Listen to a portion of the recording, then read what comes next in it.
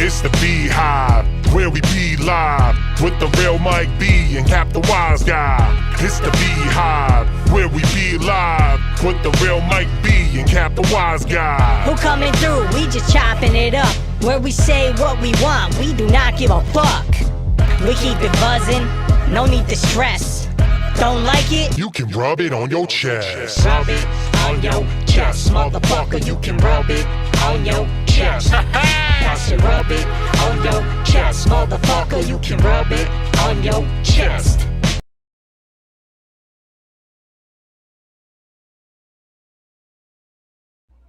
Huh? What's up? What up, though? Cap, Or as I like to say, guy. hey. Hey, how you doing, bro? Oh, you know, just living that dream or nightmare, whatever you want to call it. How about you, Mr. B? How are we feeling on this wonderful Thursday? Feel a lot better than I did yesterday. It was weird. I felt I have to say, Thursday's the best day of the week. Because once Thursday's there, like especially Thursday night, it's the best day. Because, you know, Friday's a chill day at work. The weekend's right behind it. If you're still in school, Friday's usually an easier day in school. Maybe a test or two, but mostly simple stuff. You know? So it's nice being here on a Thursday. I think it's our second Thursday show, actually. I think we've done this one at a time. But yeah, dude, it is a Thursday. Thursday. Do you want to change it to Thursdays?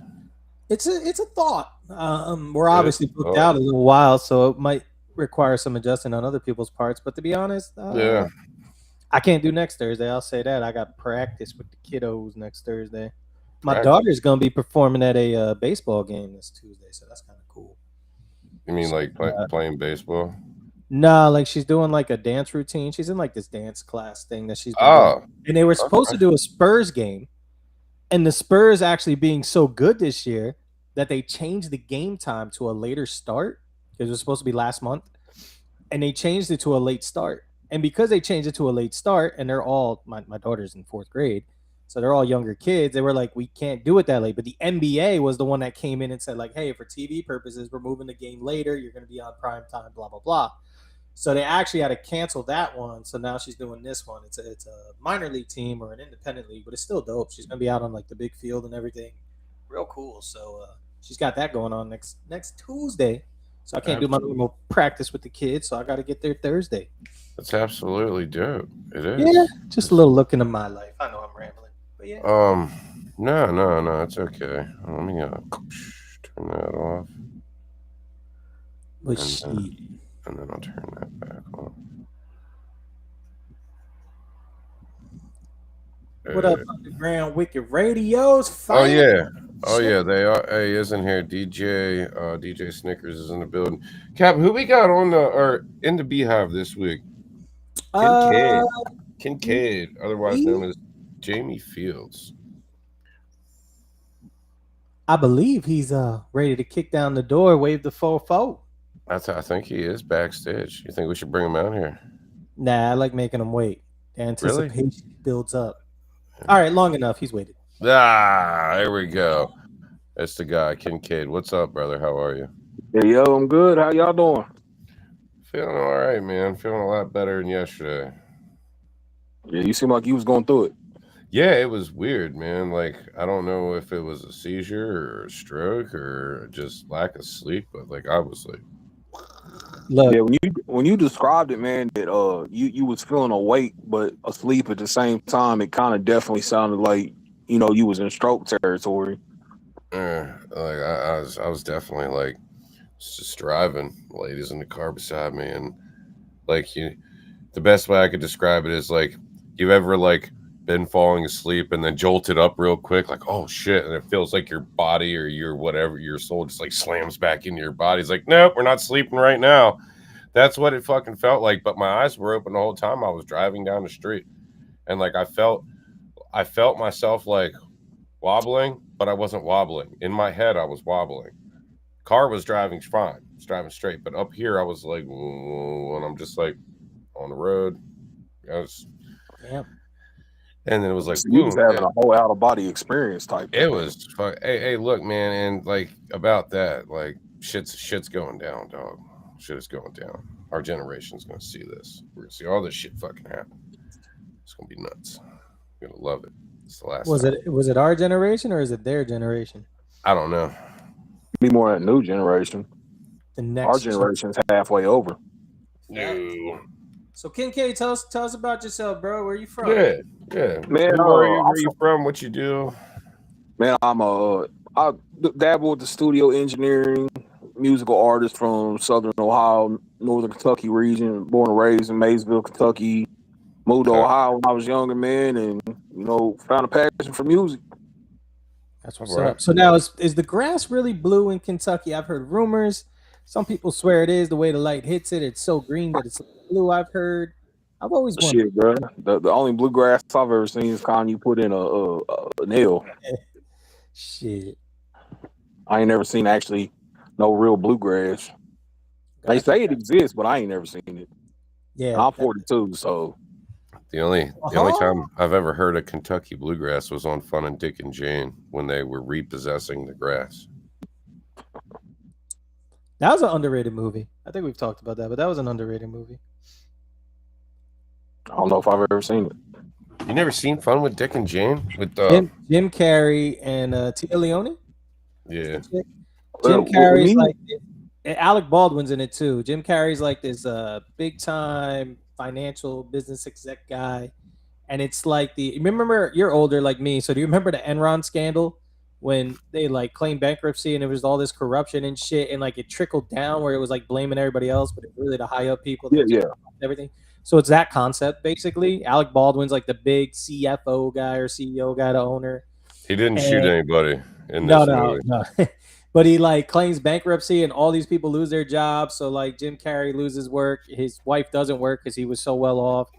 And now they basically are like losing their home and losing all their possessions and all this shit. So they eventually turn to a life of crime to basically make ends meet. So it's actually pretty good. It's one of Jim Carrey's better works, I would say, especially as with us being older, like, the Ace Venturas and the Liar Liars were classic, but then there was that gap between, and this was more around when he started to come back a little. The number 23. That was I remember Carrie, when I first seen you, I was younger. I think the movie was Earth Girls Are Easy. That one's pretty funny.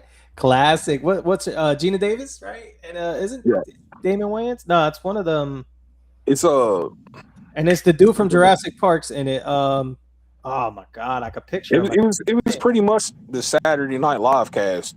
It was a good one. Yeah, Jeff Goldblum. There you go. Good pull. Who's Red Raven Productions?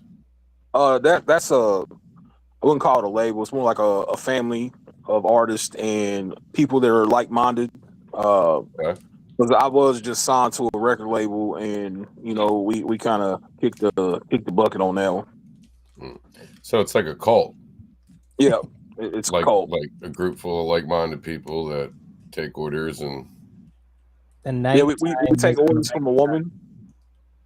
We're one of the we have a woman heading everything with a business degree who understands a lot of the things that we just run blindly into. But it's not a cult, though. All right? I was just kidding. No. Well, you can call it a cult. I'm here for that. Ew. Blink twice. Pass the Kool-Aid around.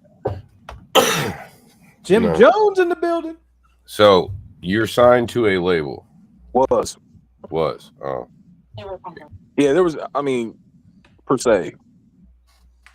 So let me ask you this: you were obviously signed to some kind of a setup. So was that like a voluntary leaving, or did you kind of just did you have falling out, or if you're allowed to talk about it, or if it's. It's one of the things, man. Like you do something for so long that you're pretty much doing by yourself for yourself, and that nobody else is offering anything on the table. So you just feel like, okay, I'm at this point where nothing changes. I'm doing right, yeah, you're doing it all by yourself, so why not just do it by yourself, literally? And I was thinking about that earlier today, ironically, like the struggle of an independent artist and why hip hop isn't what hip hop used to be. And I was just thinking, and I'm like, man, to be an independent artist nowadays, like it's so, on one hand, it's so easy, right? Like you go to your computer, you could record so easily. There's so many plugins and AIs and filters and all these things that we didn't have because you're older like me. I'm 43. So, rocking with an M-Box, rocking on Pro Tools, actually using amps and preamps, actually using mix boards and shit like that. We actually had the sliders up and down and the 16 channels or 32 channels, whatever it was. And like really doing shit the old way. Everything's so easy and convenient now. And because of that, there's so many people trying to make money. And it's like back then you had to hard press everything, right? So you had to either make mixtapes or you had to make CDs. You had to sell them yourself, carrying around crates or bags or pumping the radio and trying to get people to listen and cop it or out the trunk. You know what I mean? So now it's just like pushing out the trunk. Right. Now it's just like, hey, check out my song. Like, okay, I press one button. I like it. I don't like it. You still get the stream and I move on. I'm not tied in. I'm not paying anything extra. There's no upfront. But as an artist, I got to pay to record, or maybe I got my own setup, but I still have to buy the equipment, right? I got to pay for graphics. I got to pay for a mix, or maybe I do it myself, but then you get the quality loss. I got to pay for the beat. I got to pay for a mastering. I got to pay for promotion.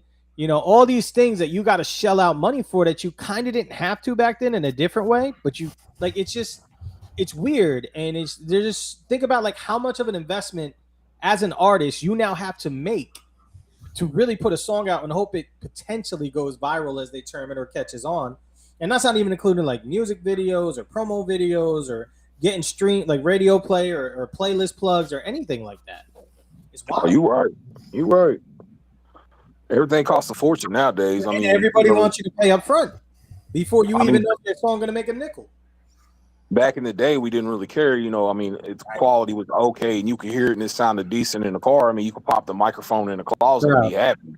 Nowadays, that's just not acceptable. See, we used to do the little like standalone closets because I'm more urbanized. So like we had the standalone closets because like apartments and shit, we didn't have them. So you would do that, and you would hang comforters over the railings. Yeah, we've done that. Right. You would spit into the comforter because it would muffle your shit. You know what I mean? So it was just a different world. You know, we didn't have like Mike's got the dope mic with the whole housing on it, the whole pop filter and everything like built in. Like he don't even need a booth anymore. Like it's wild. Yeah. Well, I feel it. Like I said, I just dropped $2,000 in upgrades for my studio, and we have the booth though. It's right there. It's literally right there in front of me. The booth is there. We was considering building a booth, man, but do you really need one nowadays? I mean, because like noise cancellation of add-ons and everything are so good nowadays that you really don't need a booth. Yeah, couple of moving blankets and some fucking pads.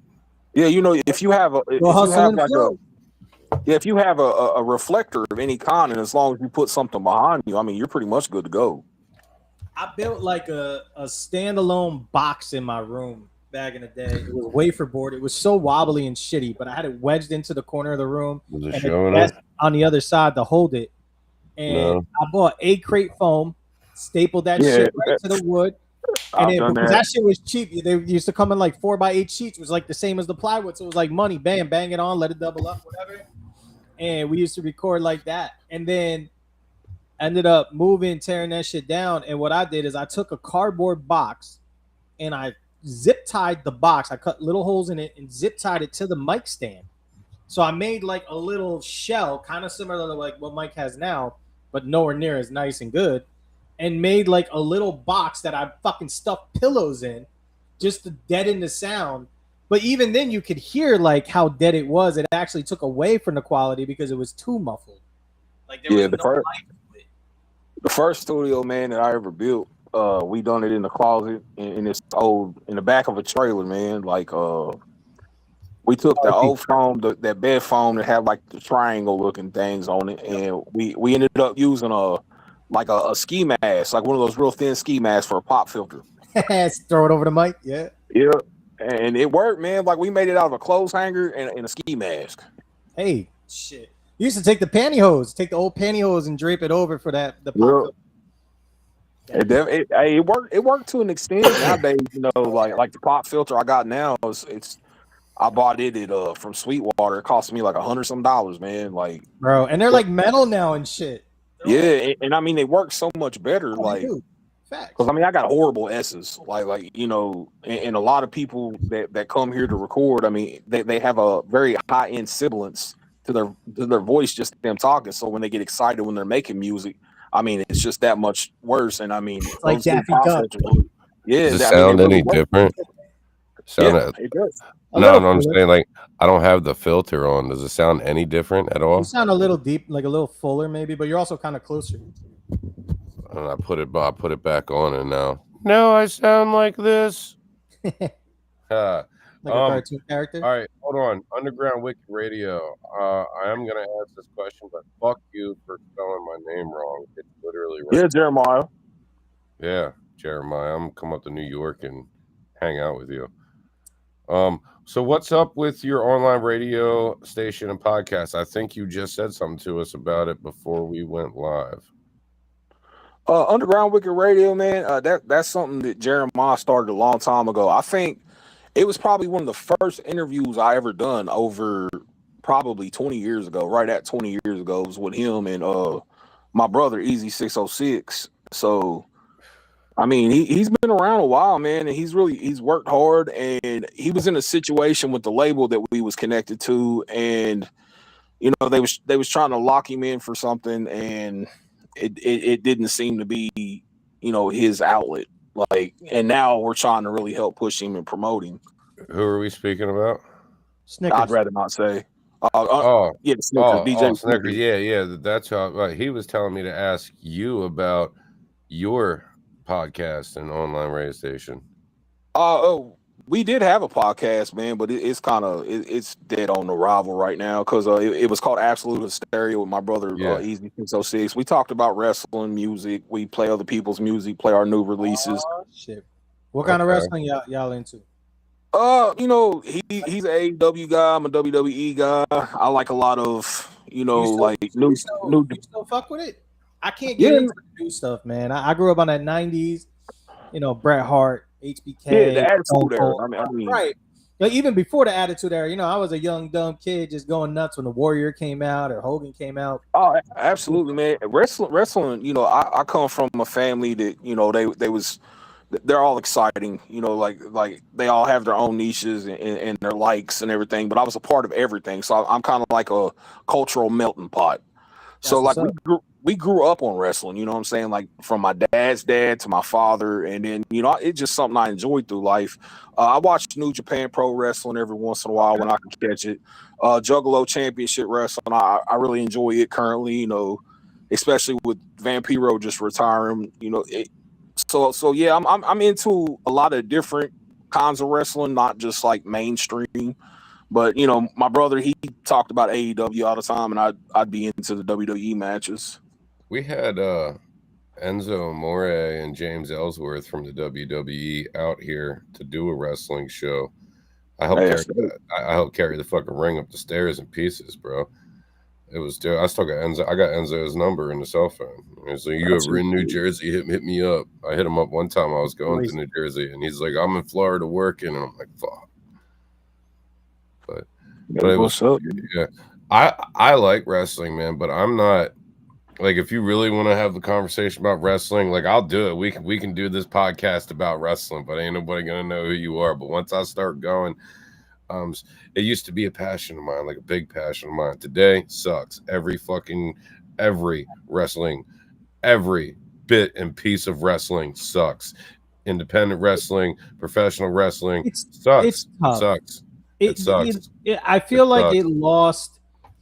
Like, you knew it was fake, but there was still that ability of them to sell it like it was real, and then it became, they don't care about it anymore. Right, and now that's what I'm saying. When we were growing up, like, you kind of knew it was fake, and you would see it, and then you'd argue with people. Like, but now it's like they don't have the, and everybody's real names. Like, I remember like watching Razor Ramon walking down the beach on WWF, not WWE, WWF Superstars on Saturday morning, talking about use machismo. I'm coming to the WWF. Your ass. And he's in like the fucking Miami shirt and the shorts, walking down the beach with his toothpick throwing it at. And it was like, this guy is coming and it's like real, you know, like you felt like it was legit.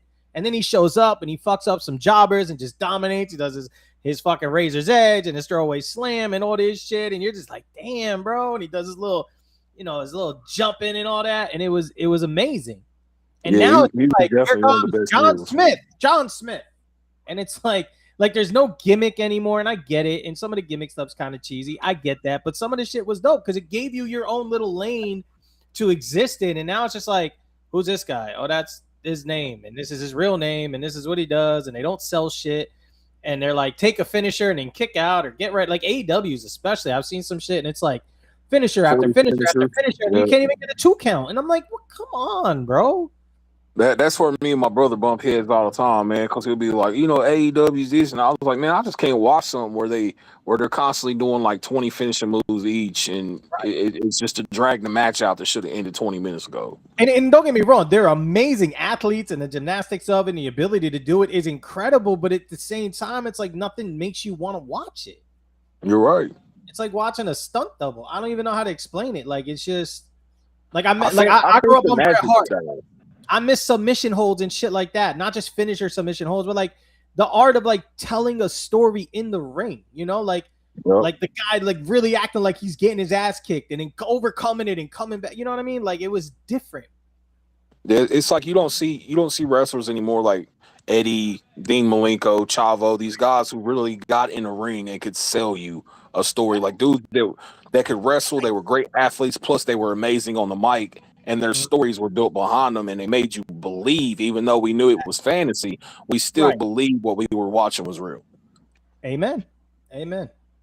That art has died in my eyes. Facts. Yes. Like they're way better athletes now, so to speak, but that ring storytelling is just dead. Hey, if you're looking for music to play off of that, hold on before you do that. Tell us about the album. Tell us about it. Okay, I brought it up because we had a request here from us. I want to hear about the Wolf of Oak Street album. I don't know who this guy is, but he's been in here. Thank you for your Snickers guy running our show tonight. Yeah. Not going anywhere for a while.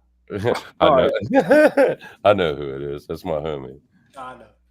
All right, man. All right. So the Wolf of Oak Street album was a complete project that I've been working on for about 6 months to a year after not making music for 16 years. Like I took a very long hiatus. Like I said, I'm 42. I started making music when I was 16. Really got serious about it when I was 18. Started doing tons of shows. This is the 13th album that I've actually created.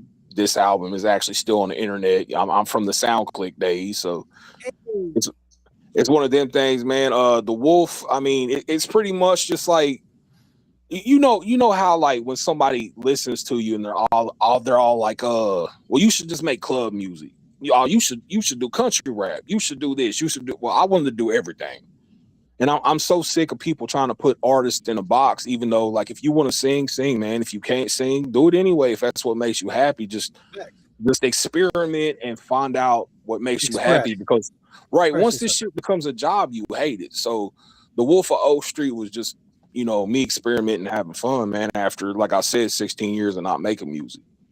So let me ask you this. You said 16 years, no music. So were you completely cold turkey, or were you still, because I know you said you like engineer and mix and do other things. So were you still involved in music, or were you literally like 16 years, you didn't, other than listen?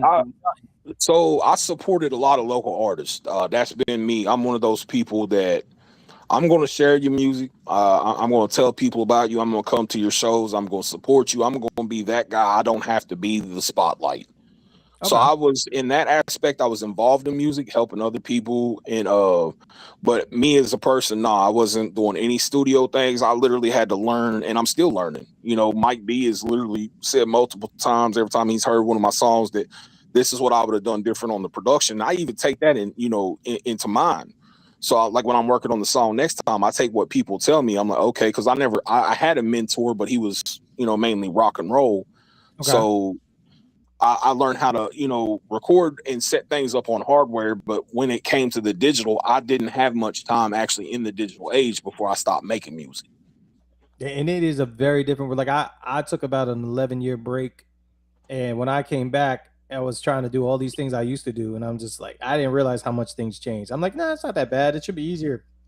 Because I mean, it's like what we had back in the day. Like I wasn't a Pro Tools user or anything like that. I used probably like every other, most people of that era. Yeah, Cool Edit Pro. You know what I'm saying? Shouts out to my guy. That crack code on there. Shout out. I was on Adobe Audition back in like 05. I still use Adobe Audition. Cool Edit Pro and Fruity Loops, baby. That was the way. I got the newest version. Well, I got Adobe Audition 2022, but I was on 1.5. Got from LimeWire. Was like, yeah, let's go to fucking work. I remember when people were telling me I should get Pro Tools. I'll get Pro Tools, and I was like, all right, I'll check it out. And I went to the store like buy Pro Tools, and then you have to get an M box. Like you had to use that specific model, not model, but that specific brand interface. It was the only way Pro Tools even functioned. And I was like, it was like $400 for the M box, but he gave you Pro Tools with it for free. And then we just like everybody we knew had that shit. And people were like, let me get you Pro Tools. I'm like, you can have it, but it ain't gonna work without an M box. You still gotta go buy an M box. Like the way they did it was so. Now it's an iLock or you fucking use anything. Like, just... Really, Mike? But yeah, man, like coming from the era that we was making music in, I mean, we didn't have all these luxuries that most people have. I mean, like now you can pretty much get any plugin you want for free, even though I'm not saying I condone that. If you could afford to pay for it. But I mean, you have so many different companies making amazing in the box, items that you don't really need hardware anymore. I mean, think about like even for producers with like these beat packs and everything that they have now, like that none of that shit exists. You had to find your own sample, you had to get your own vibe, you had to chop it up yourself, you had to run it, you had to get your own sounds in the APC, all that, Yeah, you have people nowadays doing, reverse reverbs and everything else on instrumentals, and I mean the way it's set up and they present it to you, it sounds so clean. You know what I mean? Like nowadays they're properly using reverbs. They're actually EQing things right. Where back in the day, like they just made it as loud as they could, and then you download it and prayed that it didn't distort when you re-uploaded it. It was actually literally it. Like we talk about now, like quality matters now. Back then, you would play some shit and it would sound horrible. You'd be hissing, you'd be redlining all over the place, and they'd be like, "That was you? Yeah. Oh, okay, cool." Like they didn't care. Now it's like, "Oh yeah, you need to fix that, or you need to change." Like the standards are changed totally. Like it's wild. Yeah, I agree, man. Like things are so much different now. Yeah, the internet. The new artists don't understand like how easy it is for them compared to the era that we was really pushing music. I mean, we had to go door to door. We had to literally, if you had a concert in downtown Cincinnati at Sutsy's or Bogart's or somewhere like that, you literally had to go to the campuses. You literally had to go out on the street, put flyers out, talk to people, get them to come. When I remember when we dropped our one album, we literally walked the streets on the telephone poles, stapled a flyer to the pole telling people our album was dropping and all this shit and where they can get it. Hundreds of times. Bro, like it was just a different world. It really, like, man, I wouldn't trade it though. I really wouldn't. Like I miss those days. I miss working with people in studio together, like creating and crafting together. You know what I mean? Like even now, like I got people in the next town over, even the same town I'm in, and they'll still record at their house and I'll record at mine and like and I'm like, just come through. Like let's actually create and brainstorm together and like really connect. Fuck, you ain't once ever said, "Yo, bro, just come through," and you've only been through here one time. So you're a little kind of up the road for me. It might be. Well, it might be I-10 for 2,000 miles, but it's up the road, right? 15 goes 81? All the way down. 81, straight up. Yeah, he's in Texas. I'm in Pennsylvania. I'm a Jersey kid, but I'm in Texas now. I'm an Ohio baby, so I mean, East Coast. All right. That Ohio's the Midwest. I just always find it. I feel you. I feel you on the Midwest. I feel you on the being versatile thing.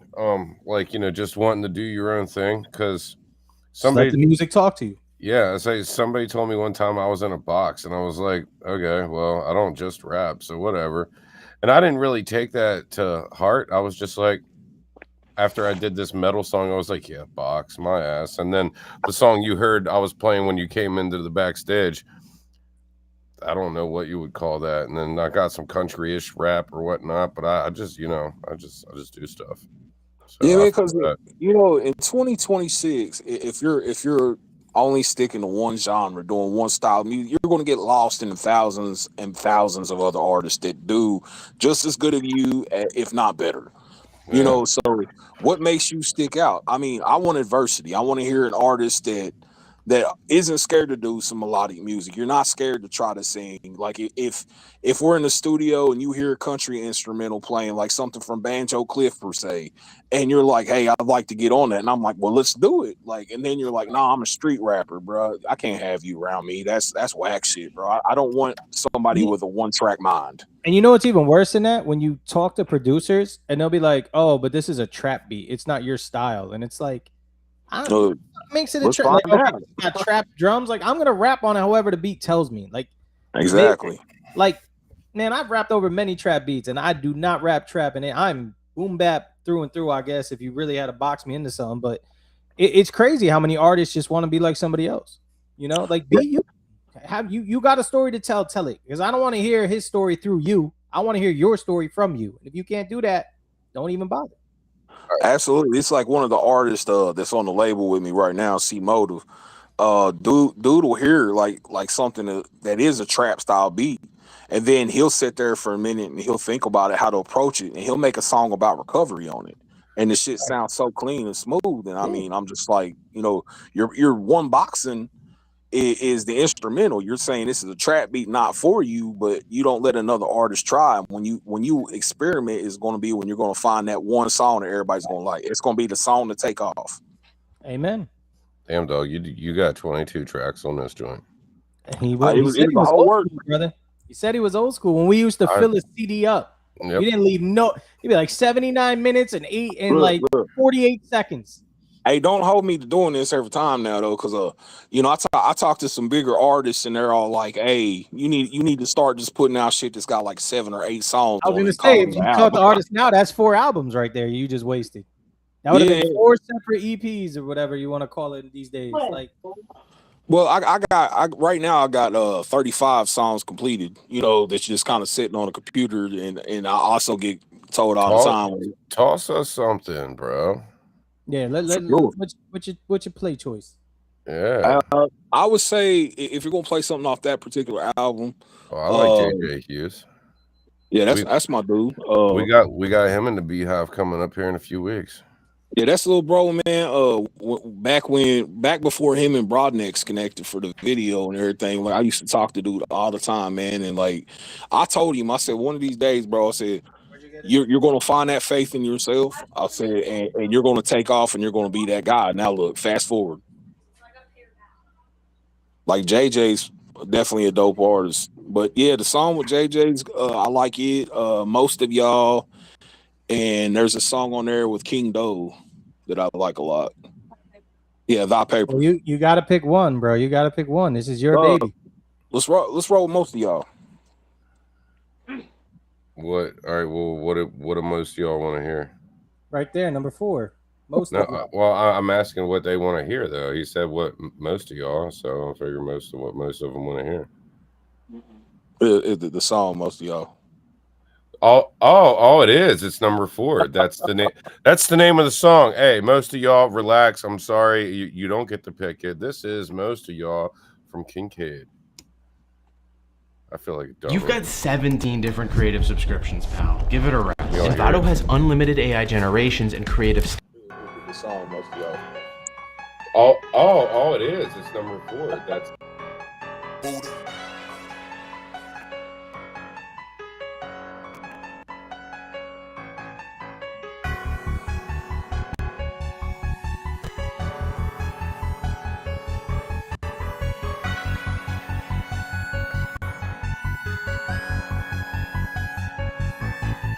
Most of y'all just talking, but y'all ain't really talking about shit. Saying that you walking, but y'all ain't never walked down shit. Claiming that you a dope boy, but you ain't never held no brick. And you claiming you a shooter, but you ain't never held no fear. Most of y'all just talking, but y'all ain't really talking about shit. Saying that you walking, but y'all ain't never walked down shit. Claiming you a dope boy, but you ain't never held no brick. And you claiming you the shooter, but you ain't never held no fear.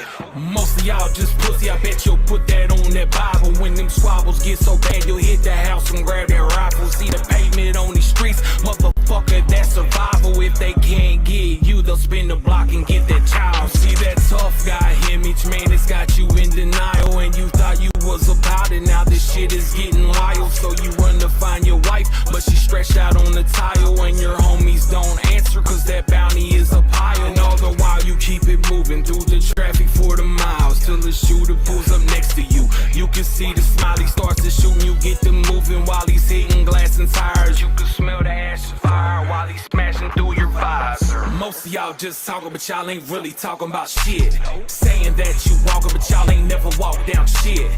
Claiming that you a dope boy, but you ain't never held no brick. And you claiming you a shooter, but you ain't never held no fear. Most of y'all just talking, but y'all ain't really talking about shit. Saying that you walking, but y'all ain't never walked down shit.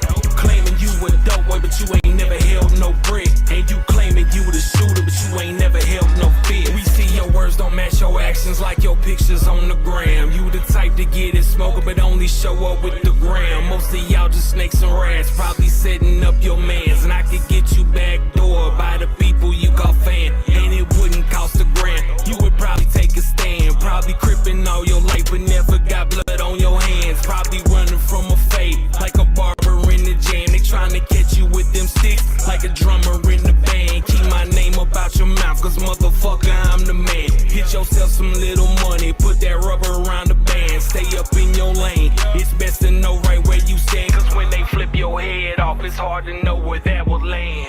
Most of y'all just talking, but y'all ain't really talking about shit. Saying that you walking, but y'all ain't never walked down shit. Claiming that you a dope boy, but you ain't never held no brick. And you claiming you a shooter, but you ain't never held no fear. Most of y'all just talking, but y'all ain't really talking about shit. Saying that you walking, but y'all ain't never walked down shit. Claiming you a dope boy, but you ain't never held no brick. And you claiming you the shooter, but you ain't never held no fear.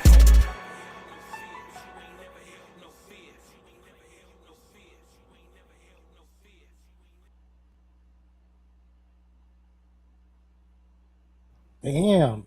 Who you was dissing on that? Who was that song for? Tell me. Was it J.J.? Don't lie. I mean, it ain't really about nobody, man, other than my area is full of these people. We got a type around here. Like That's some of them. But some people, man, that they really jumped off the porch at an early age, and then you got people who say they are, but they've always had the person to run to their aid and take up for them type people. It's never Real done shit that they talk about. Them, right. Johnny Dangerous. You know what I'm saying? So it's a song that's really explaining, okay, you can portray this type of image, but what happens when that image catches up to you? That's what that song is actually telling you could happen to you. I felt attacked because the last song that Cap and I released, and I didn't even want to release it because like I'm not about that life. So Cap wrote my verse for me, but I didn't want to say the stuff I said on it. But now I got. But they did say that was the best they've heard from you in a long time. They said you were real lyrical in this one. Yeah, I know, but they're literally sitting outside waiting for me. Well, yeah, everything I've heard, bro, like by Mike B, he's been pretty dope. I ain't gonna lie. So let me ask you that: do you produce your own beats, or do you have like an in-house producer you fuck with heavy, or pause, or like...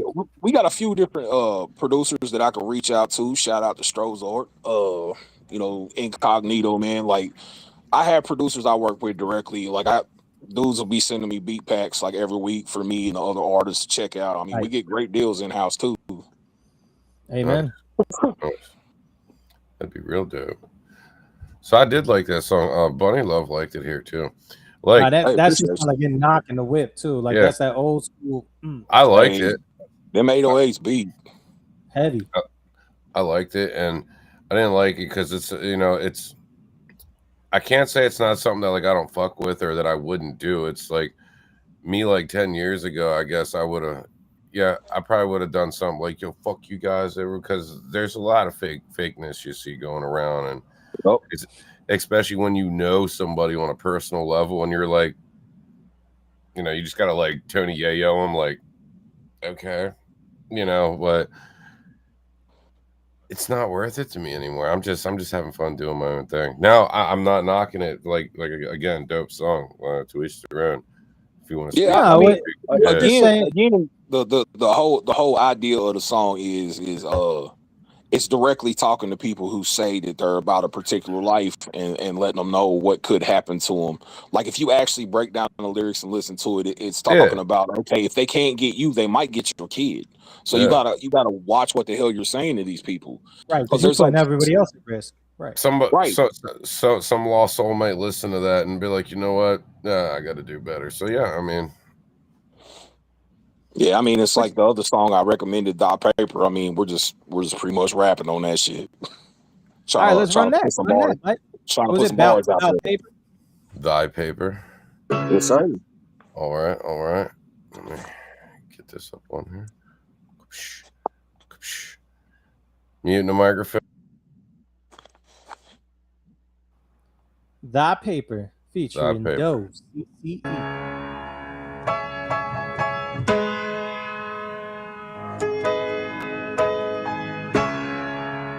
Same producer on this one? Yep, same producer.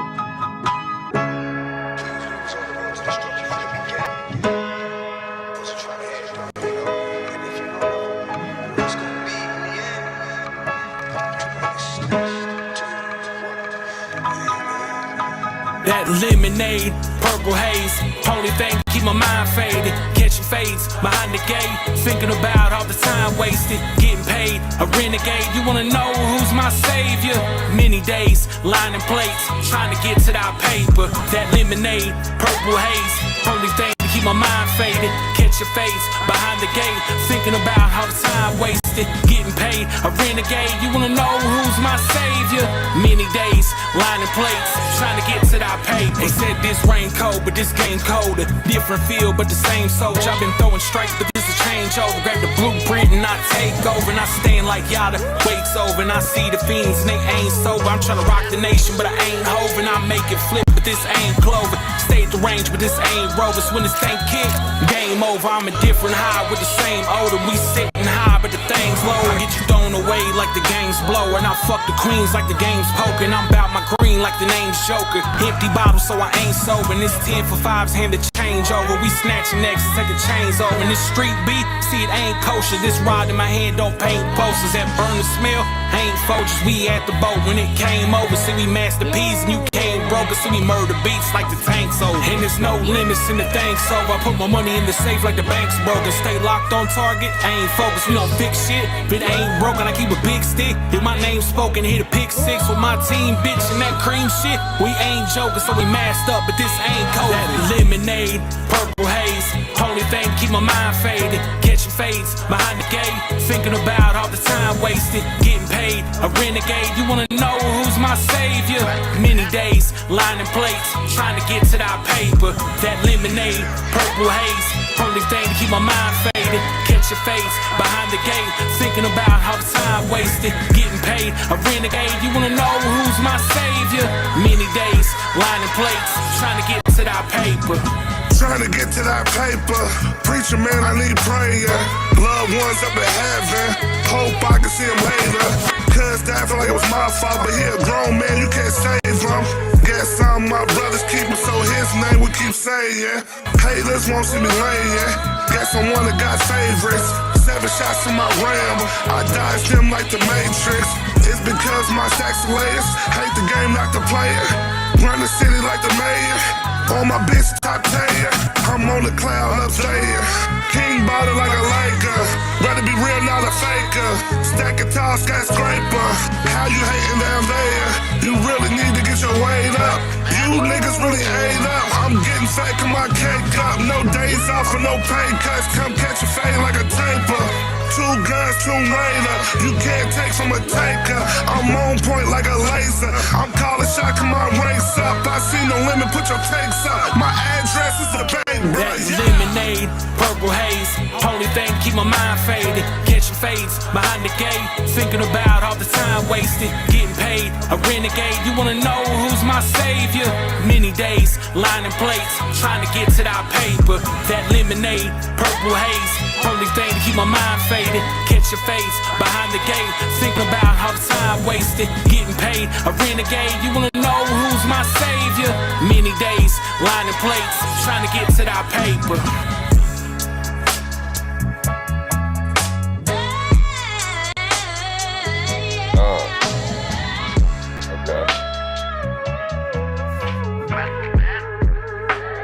See, I gotta mute my mic because when I play the music, it comes out of the speakers for some reason. Yeah, that's another beat you could just ride out to. I was swinging with that. I was like, okay. Hey, my instrumental selections are insane.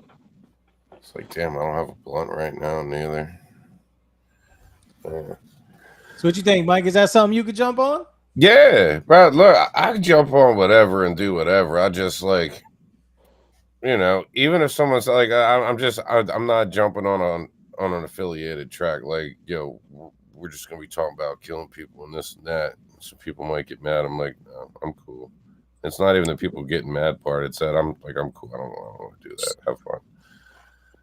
Yeah, I feel it, man. Like some of the dudes I work with, though, like, you know, that's the type of life that they really live. So they be rapping about what they live, and I pretty much tell the stories of my past and everything. Like I said, I'm 42 years old, man. I got some health problems. I mean, I still be outside, but I ain't outside like most of my people are. Yeah, I feel you. If you're still outside like that, you're doing something wrong, being real. Like, it's one thing that when shit comes up to handle it. It's another thing to be out there looking for it. You know what I mean? Man, because you know, I try to tell Young the other day, man, like, you have to pick at a point in life. Like, you're either gonna be out in the street and do what you do, or you gonna try to be a businessman or somebody taking life serious and get some legal money. Because at the end of the day, you can't have. We're seeing right now, especially in the mainstream culture, like, you know, with like who is Young Thug, NBA Young Boy, and all these younger artists that are you know, either indicted for RICOs or they're about to get indicted for RICOs because they got 1 foot in and 1 foot out, and you just can't do it. And they snitching on themselves and their lyrics. Like, you right, man. Like, I'll go up. It was if you don't talk about it, you just live it, right? You got right. What you did, you probably ain't really do it. You know what I'm saying? That's how we grew up. You know what I mean? Right. So it was. It's like I tell people now, I'm like, how you really gonna move forward if you're always looking over your shoulder, right? If you're always looking back, how you really gonna get forward? Right. I feel it. If you're doing dirt and you gotta always watch your back and all this, like, man, I used to tell people, like, people be like, you don't worry about your back. Like, nah, I worry about my front. You know what I mean? I make sure I handle shit in front of me and I don't let shit get behind me. If something come up, handle it, move on. Like, I'm no gangster, I'm no thug. I just do what I gotta do when the time comes up and keep it moving. That's it. That's how I am, bro. Like I said, my age has humbled me a lot, and I mean, if I'm out in public and somebody, I'm gonna give them the same energy they give me, but I'm not gonna go out here trying to look for drama at 42 years old. Facts. I learned my shit real quick one night. I was out there chilling. We was in Patterson, Union Ave, chilling out there, and these dudes from the other side. We used to rep Patterson, the west side, right? So these dudes from the east side of town came over looking for us. And it was real funny because the dude that instigated this whole shit was a kind of a loudmouth dude, but his father was connected. And we all kind of took care of dude, so to speak, because his father was connected. And I had all these big, tough dudes. Real long story short, all these big, tough dudes with me. And all these young heads came looking to jump the dude and get at the dude. So we all went out to, like, kind of protect them and whatnot. Turned into this big thing. And then they all saw how deep he was and they started running. So we chased them. And me, I'm like, yo, we deep as hell. We all tough. And we went to their side of town. And super long story short, we over there. We saw some people we knew. My right hand was kind of connected on some other shit, affiliation shit. So we talking to them, and they just piling up. It's all these little Puerto Rican, Dominican cats. And there's like 20 of them. Next thing you know, there's like 60 of them. Next thing you know, there's well over 100 of them. They all just there waiting to pounce. So we're like, yeah. And the dude was like, I can get you guys the one, whatnot, keep it clean. But he's like, but I can't let y'all go over there and just spaz on them and this and that. And he's like, I can't be getting involved because I live out here, yada, yada, yada. So we're like, yo, whatever. It's at this point, it's like, it's over. Let's keep it moving. So we leave. So we go around the block and we drive past them. These motherfuckers start chasing us. So they smashed the shit. They ended up smashing out my back window. They threw fucking pool balls, rocks. They had the little edge of the metal pool balls. Dude, were they pooing in their hand and throwing it at you? There was a barbershop over there and a pool table where they was chilling at. So they went there. Oh, pool! I thought you said poo balls. I'm like, no, like pool balls. Like there was a cue ball and I think like a 7 ball in my trunk. They smashed, dude. They started throwing shit from, like, we like dipped off and then we caught a red light and there was like, it's a one-way street, double side parking, 3 cars in front of me or 2 cars in front of me with a third car back. They end up catching up. they start throwing shit from like a block away, or towards the end of the block, which was kind of a blessing because as soon as they started hitting my shit with shit, we were like 5-6 deep in the car. But like I said, there was literally like 100 of them now chasing, running like roaches. So I just hit like the car in front of me and kind of like bumped it till it started moving, and eventually they just went through and we ran the light and just dipped. I had my whole shit smashed in on. And I was like, I learned real quick, like, yo, A, I'm not built for that. B, as tough as people is, bro, it's a different life out here. Like shit changes quickly. You know what I mean? Like that's how somebody dies real quick. Exactly. Like if they would have caught us, we would have all been in the hospital, if not worse. You know what I'm saying? Like they was not playing games. They came, yeah. I always think back on it. I'm like, man, I'm so happy that happened. As shitty as it was, and then all these dudes was like, we got you, we're gonna hit you up. All these dudes was selling, they had money and all that shit. Nobody gave me a dime. Everybody's like, yo, I got you. I'll get some money Friday. I got you. Get your window fixed and all that, and dents in your car and all that, because some of them shits hit like the back. I had a Jeep Cherokee, and these motherfuckers, nobody gave me shit. The only person that gave me anything was my right hand guy that I said was kind of affiliated. He didn't have much. He gave me like 10. I was like, just keep it, bro. Like, I appreciate it. And that was all he had because he was kind of broke. So I was like, yeah, I don't belong here. Like, I know what to do here. I know how to survive here, but I don't belong here. Yeah, that kind of life, man, it'll show somebody real quick that you might not be Floyd Mayweather too. Because I mean, 1-on-1, cool, you might be able to handle yourself against a lot of people, but what you gonna do 3-on-1? Yep. All you need is one dude to come in, snuff you right quick. It's a wrap. Because a lot of these people, man, talk all crazy on the internet. They ain't never been packed out in the shows. No facts. And we could be out there and be like, yeah, I'm all right with my hands, and I go out there and this and that. Some of those dudes can't afford to lose, right? Right. So I mean, that's how my God, I was just talking about my right hand, my guy Beast, rest in peace. That's how I got shot. Dude couldn't see him with the hands, right? This dude was cheating on him with his girl, took him, laid him down, blah, blah, blah. Dude kept trying to get to the trunk to grab the burner, this and that. My guy Beast ran to the truck, grabbed his, this and that. Nah, let's keep it with the hands. Boom, boom, scrap, lay him down. Dude tried to run to the trunk again, trying to beat him. Dude ran to his spot, grabbed his burner, yada, yada, yada. Nah, keep it with the hands, laid him down again. End up leaving. 2 days later, popped up on him. Last time I ever saw dude. Man, that's another thing I tell people all the time, man. I'm glad I grew up in the generation that I did, because it wasn't nothing, like you got an issue with somebody, you just go hit about it. I mean, nowadays, these kids, man, like you smack some 15-year-old kid or a parent just correct the kid, he might go get a gun and that's that. Like, they don't care to crash out like that. Shooting up the school. My daughter had a gun, some gun shit the other day, and I'm in a white-ass town out here. Yeah, there was not too far from out here, somewhere in Pennsylvania, this 11-year-old boy shot his stepdad because he took his video games. Shot him while he was sleeping. Bro, it's nuts. And I'm looking at this, I'm like, that's like, nah, like, I'm fucking glad my kids are who they are, and it's fucking scary, dude. Like, it is. Like, I don't want them to kind of go run around this. No, fuck no. Fuck no, you can't go run around the streets. Like, I had no parental supervision. Like, as long as I fucking came home at the end of the day, my mom knew I was alive. It was whatever. You did what you did. Home, have your ass inside, man. See, right, and it was different. Like, you didn't have like direct supervision, like someone looking over your shoulder 24/7 type shit. But you knew if you did some shit, that was your ass. Fucked up. Yep. Right. Like, you knew there was consequences. You just didn't need them over, like, telling you 24/7, like, I wouldn't do that. You ain't gonna like what happens if you do that. Like, it was different. I tell my kids all the time, I was like, you don't want to go do this. Well, it's like, I've done that. It didn't work out. I'm like, if you want, go ahead. But I will say this. I was one of those kids that I would tell people, and I ain't gonna lie, I was dumb like that.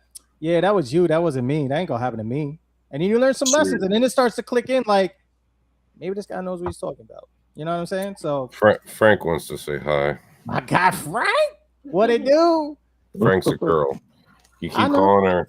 You're gonna piss her off. We're like this, all right? I can't be yelling at other pussy like that. I'm married, bro. How are you like that with my cat? I mean, maybe you should have slept on the couch with us. You know what I'm saying? We bonded. Oh, did you? I have cameras. I'll go back and look. Go look at it. You see how puffy my eyes got? I might have to sell. Allergies didn't kick in because she was in the other room. We'll end up on OnlyFans or some real weird shit. I'll put that. Yeah, we went real sideways. Y'all want to see some cat feet tonight? Oh man. So I got a request on here by DJ Snickers. He wants me to show you this animated video that he did for me. It is pretty cool, and the song's cool. If you'd like to check it out, you can. Hand sanitizer? Hand sanitizer. See, there we go. Hand sanitizer. Yeah. Keep it clean. Would you like to check this out, Mr. Kincaid? Oh, absolutely. All right. I'm saying because this is your show. Well, it's really Cap's show. I'm the co-host. It's Frank's show, okay? So people I'm glad y'all had me out, man, for real. Hey, we definitely appreciate your time. I'm just saying. Here we go. So this is hand sanitizer. The video, Sweet Pea on the mix and master. I did the recording as well. Also, it's crazy how young you look in this picture, Mike. I don't know why.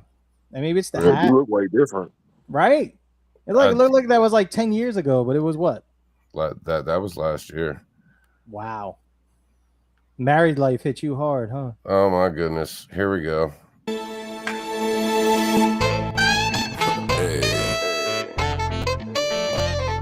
Hey. How you feeling? How you feeling? All right. It's a good day.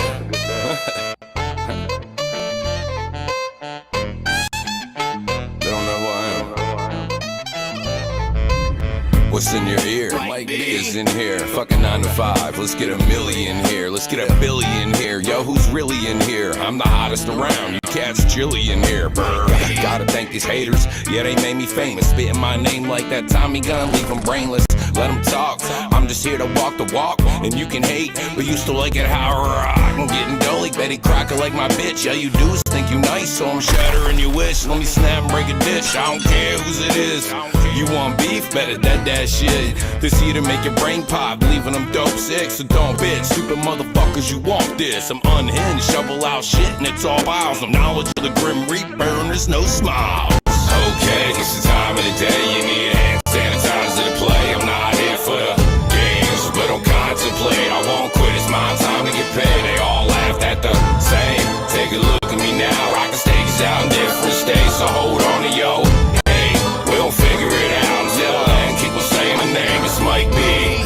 I don't get it. Nowadays with the rap and shit, everything done changed so much. It's like a maverick. Shh, you shouldn't say that shit. It'll get you canceled quick. Learn to play the narrative. Bend over and take a dig. No thanks, I won't take another man's dad space out in my tank like Colt did. Oh shit, his ass is wide open. Land of the free and deep, but I'm joking. I won't move with the lames or the counterfeits. They're gonna lose like a flame on a bottle lid. You can't choose at the end, now you gotta live. Get yourself a helmet you don't know, like Scotty did. Stay at home dad with a pen and pad when a troubled path. Using this shit as therapy just to get a laugh. Fuck you want from me? I'm loony and I'm handicapped. Better off on our own and stuck kissing ass.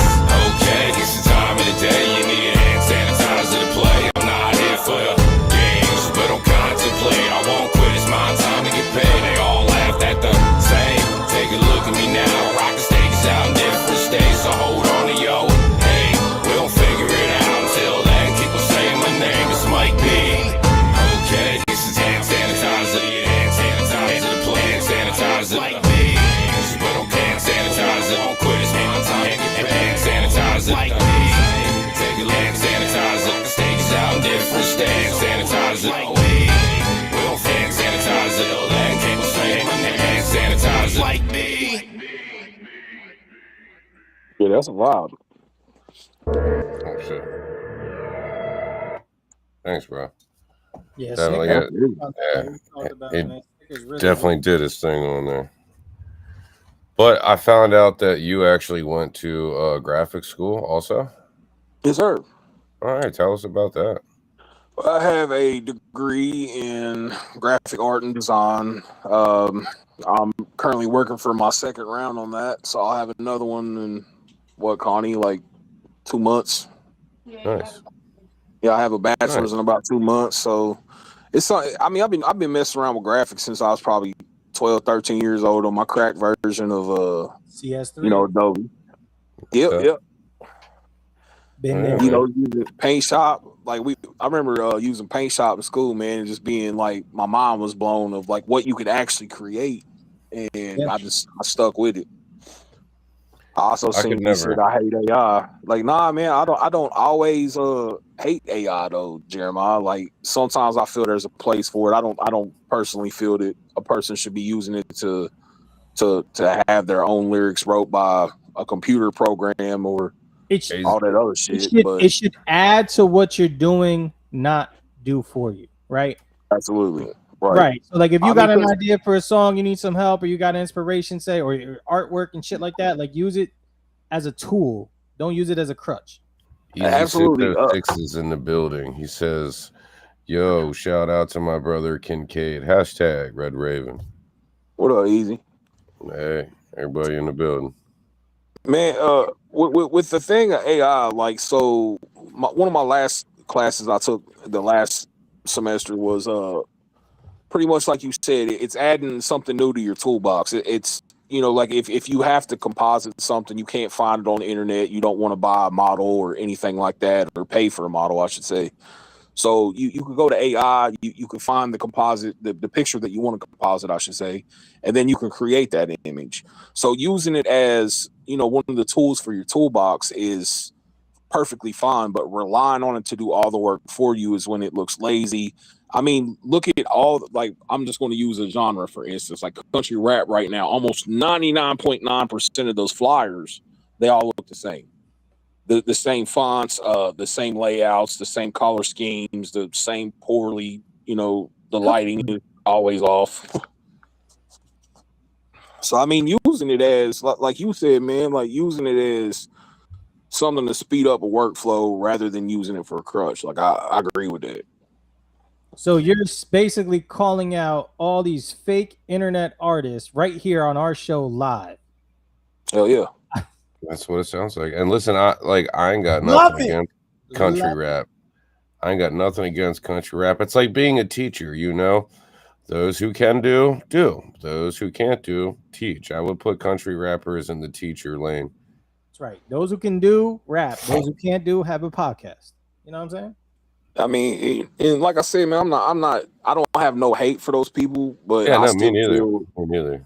I still feel like you can learn to do that stuff on your own. There's so many tutorials available at your, I can't do it. Blah, blah, blah. Go steal the program. I'm not saying go steal the program. I mentioned how many apps now and other back in the day, Photoshop was pretty fucking expensive. You had to get the crack. You know what I'm saying? Yeah. Oh, yeah.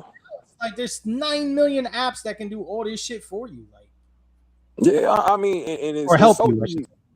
It's so easy to do, man, and people are just lazy, and they're like, "Oh, well, I need to do this in this time frame." Like but that ties into the attention span of people now, right? Like how many songs don't have a third verse anymore because people lose interest? How many songs have short verses with more hooks on it because it's catchier and easier to fall in love with? How many songs are like less than 2 minutes now just because, you know what I'm saying? It's the world we live in. I say I'm a believer in trying to keep people not like trying, but like with the song, like I want it to keep you going, like you want to hear the rest of it, right? Right? Yeah, like you said, man, attention span. I got people nowadays telling me, "Hey, man, your song's too long. Like 3-minute song. Like you need to cut that down." And then they're like, "You need to dumb down the lyrics." Like, don't get me wrong, I like how you're rapping it, but I have to listen to it 4 or 5 times to really understand what you're saying. I mean, it's like nowadays, man, if you're using entendres, similes, metaphors, and anything like that, it's going over everybody's head. Nowadays, if it's not just Dr. Seuss raps, nobody cares. Facts. That's why I feel like I'm about to blow up, because like me and Dr. Seuss, man, we were shit. Cover to cover, bro. 1 fish, 2 fish, red fish, blue fish. Knick-knack, paddywhack. Get a dog a bone. I actually have a verse where I kind of put that in it. I haven't actually recorded. I thought about it. I was like, go ahead.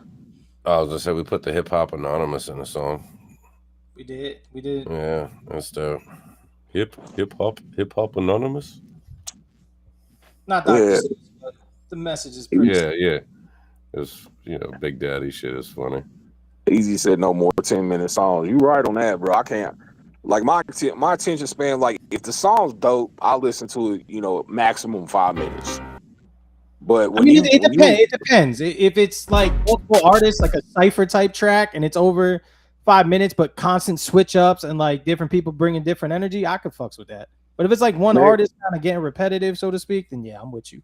I'm not gonna give nobody any attention, man. But a dude had an idea to do a group project, right, and make it 5 or 6 songs, and there was like 6 or 7 artists on this label, and only 2 of them, only like 2 of these artists that actually really make a song. And they wanted to make a whole album with every single artist on every single song. I'm like, bro, I'm not trying to do like a bunch of 7-minute songs.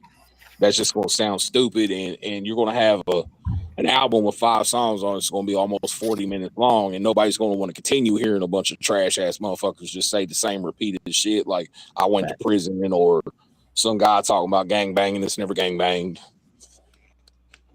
Weird shit. Mm-hmm. So I agree on some forms of the attention span, yeah, but like it's got to make sense, right? Yeah, like hand sanitizer. Like I wanted to hear the next verse when he completed the second hook.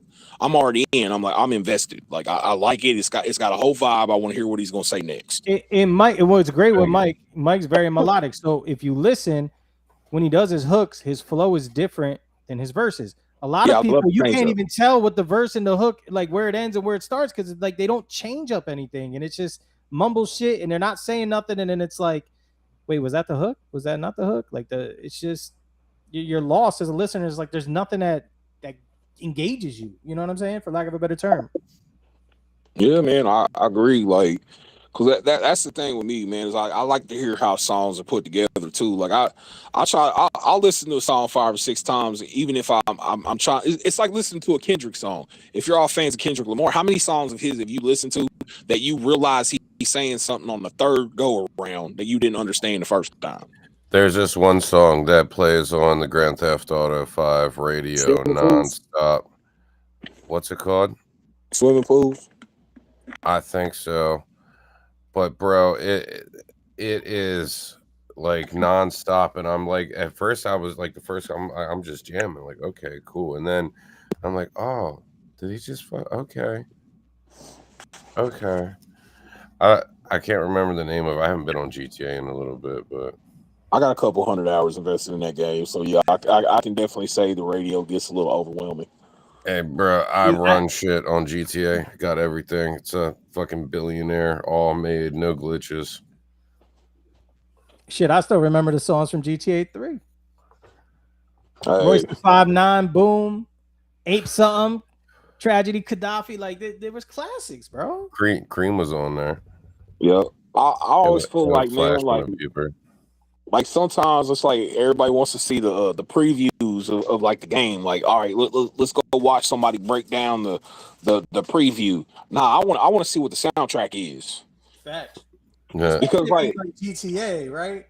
Right, man. I mean, because if you're gonna be locked in online, like as soon as GTA 6 comes out, my wife already knows she's probably gonna lose me to the bedroom for about 3.5 days before I even come out to see light on the skin again. Shit, so go ahead. I was gonna say I got my lady a couple of months ago. I introduced her to Red Dead 2, and like we're online. She ain't seen her since. I was on the living room TV playing, and she had the TV from the bedroom set up out here right beside this TV in the rocking chair for like 3 days. So she could chill with you? Yeah, no, she was doing her own thing. Mostly I was, I would go to sleep and take a break every once in a while. I'd go walk around the block. She's still up here. She locked in. It gets addictive, man, especially if it's something that you relate to or you just find joy in. And what's crazy is like you'll look at your phone and be like, hold on, I've been playing for 8 hours? What the fuck? Like you don't even realize it. You just, like you said, you get locked in and you go and then you look and you're like, it's fucking dark out. What the fuck? Like, bro, that shit happens to me all the time. I'll be like, hey, I'm just gonna get on the game for an hour, and then it's like 10 o'clock, and she's like, you've been on there all day. I'm like, that's on like a Saturday. You get on there like early afternoon or late morning. Next thing you know, your wife's like, what do you want to eat for dinner? Like, I don't know. I'll talk to you around later. What you mean later? It's 7 o'clock. What the fuck? Yeah, it gets wild, man. Shit gets out of hand. I know. I've been waiting on a new Grand Theft Auto because I've been playing GTA 5 for like 4 years. Bro, I've been playing it since 2013, but not online. I never rocked GTA 5. I remember when I discovered Forehead online. You know, like pull up a little phone and say, online. What? Psh, boom! You're in Liberty City. Everyone's. I rocked 4 up to the part where you had to do the airplane shit. You had to fly, and that kind of turned me off with it. Hey, Nico for life. Yeah, Vice City. 4 was dope. Where you actually could get like your own little gang and cruise around with. What was it, Leon? What was your name? Nico Bellic. It was Nico Bellic. Oh no, you're talking about San Andreas. San Andreas. Maybe I'm thinking San Andreas. Yeah, it was CJ from San Andreas. CJ, there you go. Vice City was my shit though. Vice City was the best because Vice City was the first one with the motorcycles. Vice City was the first one you could shoot through the windows. Yep, and you were out in Miami basically, but it wasn't Miami. Yep. Yeah, when Grand Theft Auto 5 finally fixed online, man, you was able to create like biker gangs and shit. And you could invite all your friends. My cousin was like, I want you to join my biker gang. I was like, you need to get laid and plus send me the invite. Hey, listen, I get laid and I got, the MC club, the CEO. I've got the drug labs, all that stuff, the bunker, everything, bro. I tell you, I'm a billionaire. Shit, when they brought the Batmobile out, I was hyped. Oh, yeah. I forget. Somebody riding around the Batmobile. That thing sucks. Yeah, it's horrible, but it's Batmobile. Yeah, no, it's cool. What's it called? The Vigilante. Yeah. Then you got the rocket bike. That shit was dope. Yeah, now they got the rocket bike Mark II, where it hovers and flies everywhere, and people are stupid. They got a flying hover motorcycle now? Yeah, it's they got all kinds of shit. Armored vehicles, tanks, helicopters. Yeah, you go steal jets from Army base. I've got a couple of planes and helicopters. That's how I'm a billionaire, bro. I got stuff. What was the first one they actually put on Xbox, right? Because GTA is on Xbox now too. Was that 4? San Andreas, wasn't it? 5. I don't think San Andreas was on Xbox, was it? I don't know. Was 3 on Xbox? Hold up. It's the one. Which one? Nah, it's not Vice City, was it? Unless they were like maybe retro, like they re-released it, but like original release date type shit. Because like when Vice City first came out, it was still PS exclusive. I got the one on regular Xbox still that where you play is like Tony Montana. Not right now. Yeah, but I think you were able to. I think Xbox like released it later on where you can get it, but when it came out, it was exclusive to PlayStation. I think. It probably was. Yeah. Because PS2 already been out for a while, hadn't it? Well, PS, because I don't know if you ever played the original Grand Theft Autos where it's like bird's eye view and you're like these weird little people walking around. Yep. They were broke. GTA 3 was the game changer though. When GTA 3 dropped on PS2, Funny Love, or PS3. Hey, you know what game I always felt like could have been the GTA killer, but they kind of dropped the ball. Driver. Okay, Driver was okay. Yeah, I felt like that. If they would have polished that up some more, like, bro, like, I don't know. I thought that game was dope. It's just it didn't get the love that I thought it would. Driver 2 was okay. I played the Godfather game a lot, which is basically like Grand Theft Auto, but in the it's dope. It was like early New York Godfather time, but it was basically Grand Theft Auto. I was actually real dope. And then that Mafia, right? Was it Mafia? Yeah, I'm in fashion. Mafia. Love it. This game. Well, Kid, I want to check out another one of your songs if that's okay. Yeah, man. Next one, I mean, Killer in My Eyes, or unless you want to spin that one with JJ. Oh, you got videos? It's your choice. Damn. Yeah, do you have any music videos? Killer in My music video. Don't grade me too harsh on that. I done all that. Me and my wife. It was actually for a grade for college. I had to create like a music video using minimal effects and trying to make everything more realistic and all my transitions in camera. So it was one of those things where it was actually for a project and I wasn't going to release it, but my friends was like, "Fuck it, put it out. It looks decent."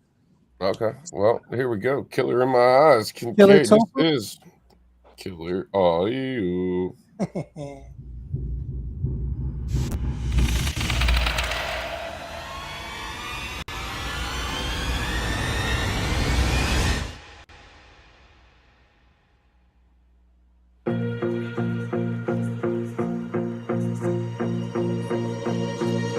I started subtle, but I don't know how to talk. I think about you and I watch you. I love the way that you walk. I like to smell you, I won't fail you. I love the way that you yawn. I love the way you wash your car and how you're cutting your lawn. I love looking in your window at the crack of dawn. I know when your children's home and when you're all alone. Do you love how I sound when I breathe on the phone? I know you love me even more if your husband's gone. I even went and bought the same brand of cologne. I even learned all the words to your favorite song. Why you act like you don't see me? Why you drag me alone? I need you to need me and believe we belong. I wanna scream when you're speaking, but I need to be strong. Please, why are you keeping me in the zone? I'm sorry when you're speaking, I keep a mean tone. Don't you see that I'm bleeding for the street that you're on? I love the way you look at night. I love the way you run at night. I love the way you try and fight. You see the killer in my eyes. I love the way you bleed inside. I love the way you scream and lie. I love it when you try to hide. You'll see the killer in my eyes. You gotta face it's up to me where your life goes. And now you're in my basement, you can see where the light goes. You see the gleam from the window, but all you see are the light poles. Now you see my eyes gleaming, lit up like a light show. And normally I use my bait like I'm psycho. So which is your favorite, the left or the right toes? Both flavors are my favorite, now choose where the knife goes. Now on to your nose, the left or the right. You wanna keep on fighting and see where this might go. I'll turn your head red when you see where the pipe goes. I'm sorry that you're bleeding, you can't breathe from a light show. Keep on squirming, you gon' freak from the knife holes. It's a parent Karen that you're walking on tightropes. You're a bad parent Karen, now my hands on your tight throat. I gotta run errands Karen, you'll survive from the white smoke. I killed Aaron Karen, that's him in the white coat. I love the way you look at night. I love the way you run at night. I love the way you try and fight. You see the killer in my eyes. I love the way you bleed inside. I love the way you scream and lie. I love it when you try to hide. You'll see the killer in my eyes. You can run and hide and try to survive. I only wanted to love you, I didn't want you to die. So many times I tried to tell you when I looked in your eyes, but I couldn't speak the words that were on my mind. But you kept playing your games and went on with your lies, like you couldn't even see me or give me the time. So now I took your eyes and removed your thighs. Now I lay in the bed and caress your spine. I love the way you look at night. I love the way you run at night. I love the way you try and fight. You see the killer in my eyes. I love the way you bleed inside. I love the way you scream and lie. I love it when you try to hide. You'll see the killer in my eyes. Now, when I say diversity and trying different things, I mean, it's kind of what I meant. I like that a lot. I gotta say this. I really hate it when people try to be like, don't mind the video, it's not really that good. I had to do it for a project, and it's fucking amazing looking. Yeah, it is fucking. Like, come on. I like that effect where you had like how it changed in like real life, the kind of animated. Yeah, animated. Yeah, I fucking need that. Well, going back, man. I'm just learning how to do stuff because I'm amazing. Don't mind me. Well, the thing is I'm actually I'm a professional photographer by trade, so understanding the camera, I already knew how to do all that. Like, but it was the design aspect. Like one of the things in the project was we had to use something AI in the video. So I was like, you know what? Like if I draw something out and then I AI it and cartoon it, that's how we got the hooks. So that was something different, creating my own transitions using AI, Now, did you literally like hand draw it, scan it in type shit? Oh, yeah. We hand drew different scenery clips. Then I took different pictures with the camera and kind of done it the old school way that they would affect cartoons. And then we looked to an AI program for the college, and it animated it and gave it a whole bunch of different transitions and effects added into it, like cooked into the actual the clips. That's and dope. We ended up with that. So I thought it came out beautiful, man, like for the most part. But I mean, like I said, it was the first time I'd ever shot a music video with my wife's help, and thought it came out all right. Nah, it came out real dope. You're talking to a guy who can't even like draw a straight line. You know what I'm saying? So me either. But see, I have a hole in my brain. Cap doesn't have an excuse. I shouldn't be able to draw a straight line, but it's straighter than his. Facts. Gay with I love art, man. Kids. Like that's my thing. Like I can pick up a pencil, I can draw things, I can do pretty much whatever I want in that aspect. I can and the plus, like going from, like I was saying earlier, like people nowadays don't understand how good they have it. Like we literally had to draw something on paper, take it to somebody, have it photocopied, and then we could use it on the internet and show off our work.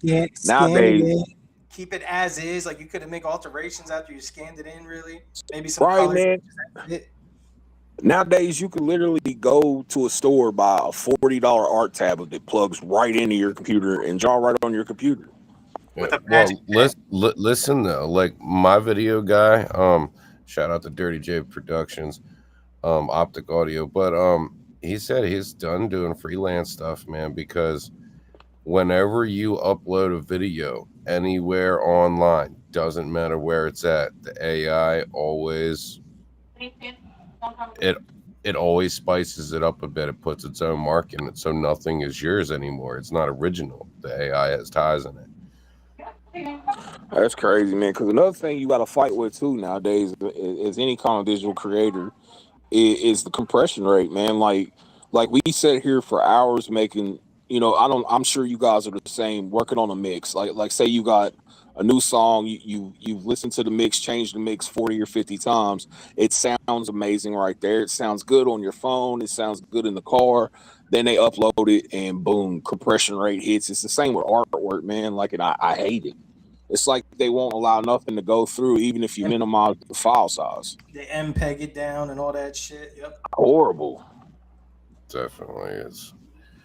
Man, so yeah, I like that song a lot. It was real dope. I definitely gave me police vibes. Every breath you take, every move you make. Are y'all familiar with Flatbush Zombie? No. Well, check them out, man. It's a upstate Zombie. Flatbush Zombies. Flatbush. Flatbush. Like Brooklyn, Flatbush. Yeah, I like when Bush is flat. Me too. Yeah. But man, like them, and at the time I was an artist that's pretty much hated by everybody nowadays. It's Skits Craven. I grew up on ICP, Twisted, a lot of horrorcore, Esham, King Gordy, the whole nine. And so at the same time, I haven't heard in a while. Yeah, at the same time, man, like growing up as a street dude, man, being outside a lot, doing shit. Like I went back to my roots, man, and I felt like that it kind of works, so I wanted to do something a little bit different and put myself out there. Indeed, and I believe you accomplished that. That shit's dope. I like that's the best song I heard. I don't even want to play any of our shit now. So let me ask you this. You said you had about 35 songs right now that you're sitting on. Like, what is your future plans, I guess? What is the next thing that are those 35 songs kind of going to be part of different projects? Are you going to release them as singles, mix and match? Well, originally, all right, so hear me out. Originally, I was going to release a 3 CD project, and then Buckshot ended up doing it. So now I'm just kind of sitting here like with 35 songs I don't know what to do with. I got a bunch of them that's unfinished too.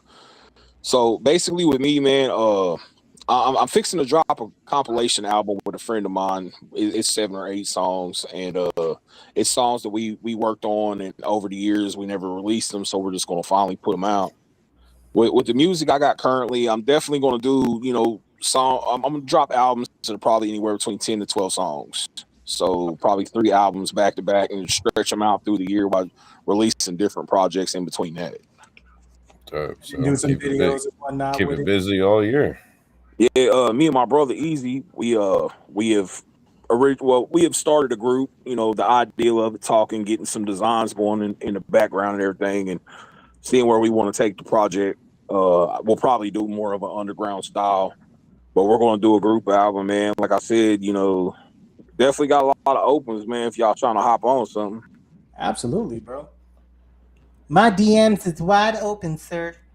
I would actually have to talk to my PR person. Frank? Yeah, just to make sure it'd be like a good look, you know. Frank doesn't want me looking bad. And if Cap's on it, like Cap and I have this project coming out, but I've already signed. You know, I'm sorry, Frank. I know I signed the NDA. I can't talk too much about it, but like Cap and I are no longer working after this project is coming out together. Anyway. We're going solo. We're still going to do the podcast, but as private contractors to the same company. Mike's a big George Michael fan, and when Wham, he's been watching. No. It's Michael Bolton. Yeah, I'm an MC Hammer guy. I like his pants. Mick Hammer, is that the Irish guy? Mick Hammer. Yeah. Oh man. You know it's crazy. Like MC Hammer gets so much shade and so much heat, but he was like one of the realest ass dudes like that ever touched. Yeah, man, he was a gangster. Like you. Yeah, I heard. I watched some shit. They're like, yeah, man, fucking, you go to his, what? He'd fucking come and approach you and be like, "What's up?"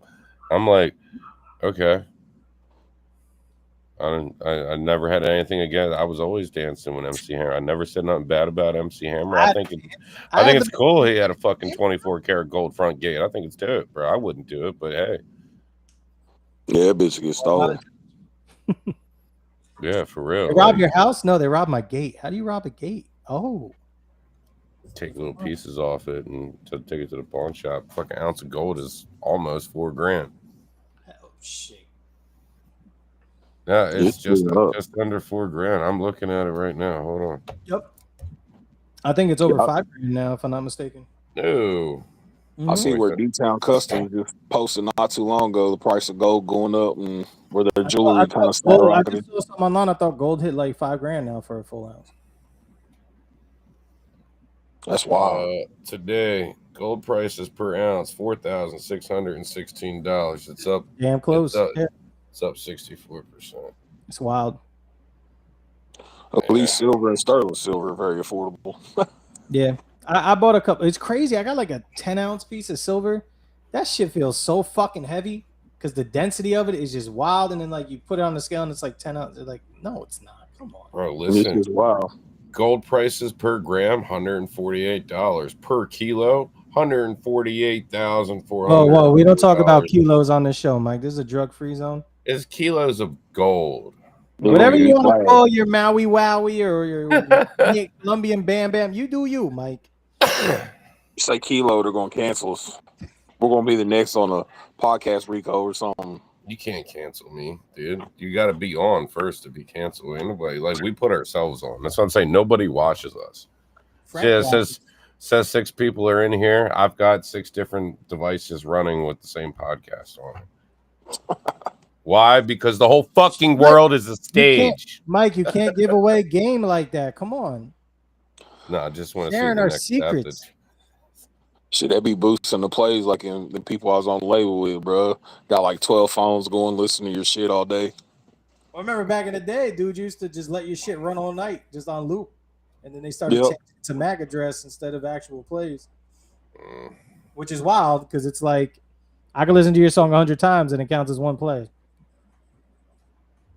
Nice. Yeah, that is wild. But at the same time, I get it because dudes were scamming the system. So, oh yeah, because then you have like these like the cell phone farms. There'd be like some dude with like 40, 50 phones in there playing your shit on repeat. Some guy in Pakistan, I get you a bunch of organic feed. Imagine being able to build an app with your name on it. Just sorry. Over here, Mike. What do you mean? What am I doing? I don't know. You're playing ads over here. But no, I was looking at No Smoke. We're about to go over 3,000 plays in a couple of months. How many months? Shit, I need to start promoting my music. You go look at my page, bro. Like, there's hardly any promotion of my music on there. We got you on here. We'll do it. Appreciate that. 8 months. 8 months. 8 months. Yeah. The YouTube, like, look, anything else doesn't really bump too much for me anyway. Like Spotify and all that don't really. Now, if we can get the podcast on Spotify, that would be great. But you know, one day. So would losing fucking 30 pounds, but I don't see it happening. What's Sure, the I other got one? you. What's the big there's another podcast one that's really big. Besides like the iTunes and the iHearts, there's a And ours. no, I'm saying like platforms for it. Oh yeah, hey, look! Shout out to everybody that is actually here. I was just kidding. I don't really have a bunch of devices. It's just I was just kidding. I don't really do that. Yeah, man, I was cooking dinner and then you messaged about getting on. I forgot what time it was and everything. I'm glad you told me. Normally we'd have a bunch more people on here, but I didn't know how to post a link for it or nothing. Oh man. Here, I'll send you the link on YouTube to post. I did create a Facebook event page, but it was for yesterday. Yeah. So I can send you the link here. Yeah, because I had like 9 people in my inbox at like 8 o'clock last night, and I'm like, "Hey, bro's in the hospital, man. Y'all gotta let dude do him." I was like, plus I'm kind of glad you did cancel, bro. I was worried I was gonna have to go there myself with this big ass knot in my arm. Yeah, I know you showed me the picture, and I was like, yeah, well, it was convenient, you know. I'm a firm believer of like things happen for a reason. If it's supposed to happen, it will, you know. So at that point, I was like, yeah, I can't fuck you. We need to go to the hospital. Let's do it. Yes. Hey, God don't make no mistakes. All right, there's the YouTube link. There it is again in the public chat. So if anybody wants to share it, there you go. Share it out. Sharing is caring. Share that link. Sharing is caring. Oh man. So you said you're how far outside of Cincinnati? 45 minutes, sir. 45 About minutes. 45 minutes from downtown. You want to know something cool about Cincinnati?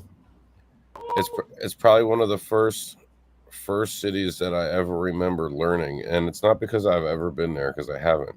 It's because of this movie with Drew Barrymore and Keanu Reeves back in the day called Babes in Toyland.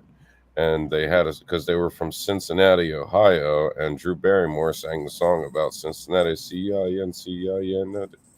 Tell me, I just named a movie you've never heard of, Cap.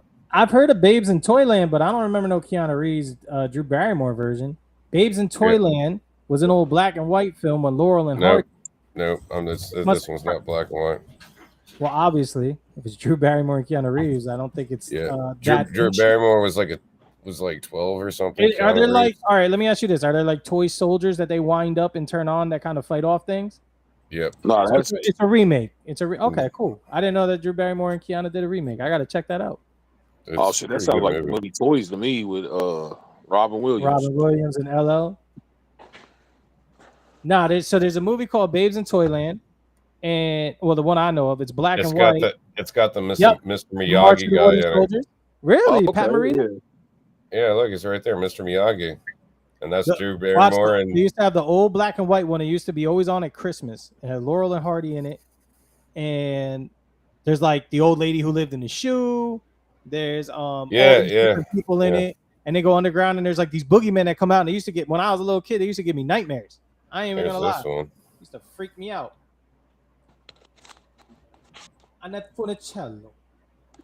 Yeah, I can't find the black and white one.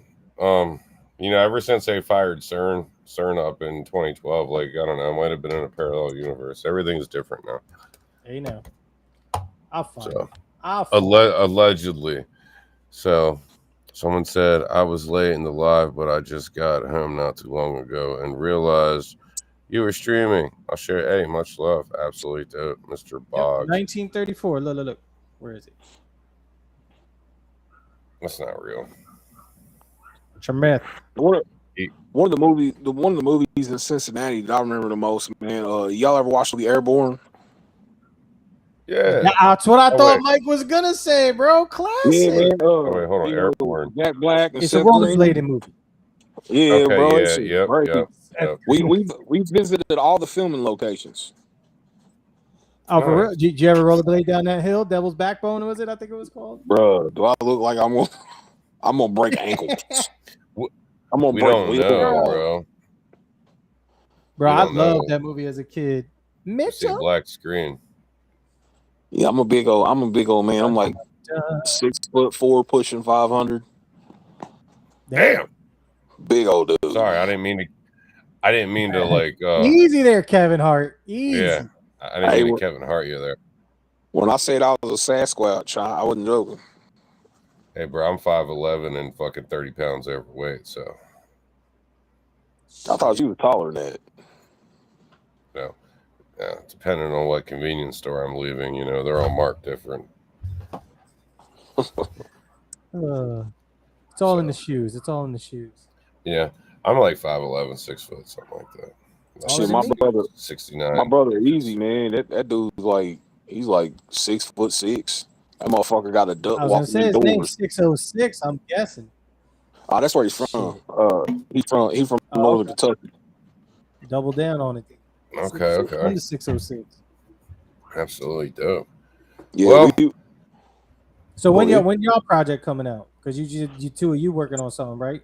So that's something you got to record, or have you actually already started like recording? Nah, we got to record on it, man. Right now we just been working on ideas for merch. I mean, once we do it, it's not gonna take long. It'd be one of those things. I'll pick 5 instrumentals, he picks 5, and then we make an album. Okay. Oh, damn, Cap. See, we should have done it like that. I picked all the instrumentals for this. Yeah, man, because you need to have both of you in it, man. And when I say it's more than just making the music. Like each of you should have your own feel and input on the album. That's why you always want to split up the instrumentals on a group project. I won't act like I didn't tell Mike this a couple times. Like, let me take the lead on this one so I could do the hook on this one, kind of set the stage. But at the same time, I can't be mad because sometimes Mike just take the lead and he has good ideas. So I just kind of went with it. You know what I mean? Sometimes don't tell him that because it goes right to his head. No, sometimes it goes right through it for real. But anyway, sometimes I'll just be sitting here. Like I was sitting here a couple of weeks ago on the phone with Cap, found a beat. Like, Cap, I'll call you back. I got this hook running through my head on this beat that I'm just hearing. I need to go. I'll call you. Like within the hour, I sent him the hook. I said, check this out. Yeah. It works too. And that shit's going to, I should freestyle. Oh, Mike don't freestyle. Come on. Is that what you said? You should freestyle. No, I said you should play something. Oh, I should play something. What are we playing? Remember, we didn't play something backstage. We said you were gonna save it for the show. Oh yeah. Something new. Got it. Okay. So what we got from the Sweet Pea collection?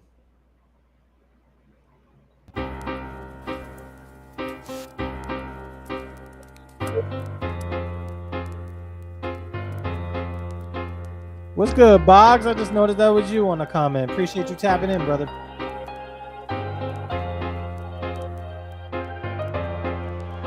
Because it's okay if you don't like my style. But what is not okay is when you come on up a plot to make me go away. I'm saying it's okay.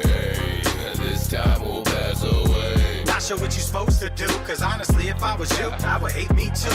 Ain't shit about this track nice, hear it a week. No longer warming up the bench, rock strapped to the feet. The way I walk with the beat, call it the pod and the piece. Since I was rolling off the shore bus 2003, who really wanted the beef? I put the bull in submission, I cut the skin off the poultry and mutilate all the chickens. They looking fool when they bitchin', I cut them off when they twitching. This thing I'm doing is me, and all I can say is because it's okay if you don't like my style. But what is not okay is when you come on up a plot to make me go away. I'm saying it's okay.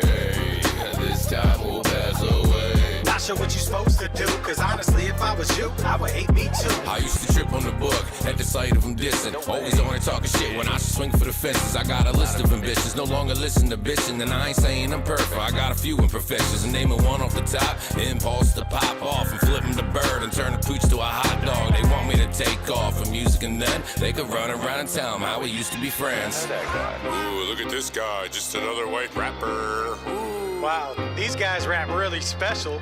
Special Olympics. These guys that never do anything spectacular. Just the self-proclaimed king of Snacktown. Wow, that's impressive. Word. Yo, living with such a big dick really got me exhausted. Especially when these motherfuckers can't get off it. A gift and a curse, but it's one I can live with. These haters stay sorry, I ain't talking forgiveness. Is it our fault they can go and flow like us and grow like us? Mad because their whole life sucks and it's so nuts the way they attack with a convoy. But alone, they don't got the balls like a tomboy. So sick of it that I'ma join Make-A-Wish and make a wish that they would stop being a bitch. Lying on our names, trying to just make up shit like laxative. Relax a bit, it'll help you live. Cause we doing our best despite your best to stop us. Look, I get it, it's obvious you not us. And Natty tat you like a parasite. So grab a mic or go elsewhere and have a life. Cause it's okay if you don't like my style. But what is not okay is when you come run up a box and make me go away. I'm saying It's okay, this time will pass away. not sure what you're supposed to do, cause honestly if I was you, I would hate me too. Cause it's okay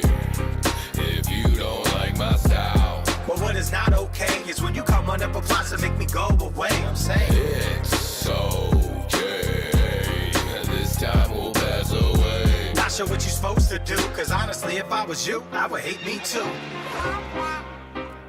I mean, think about it. Can you really blame them? I mean, come on. I mean, look at them. North Jersey in the building. You know what I'm saying? We got something y'all can talk about. And More y'all Bergen just in the house. Talking about us.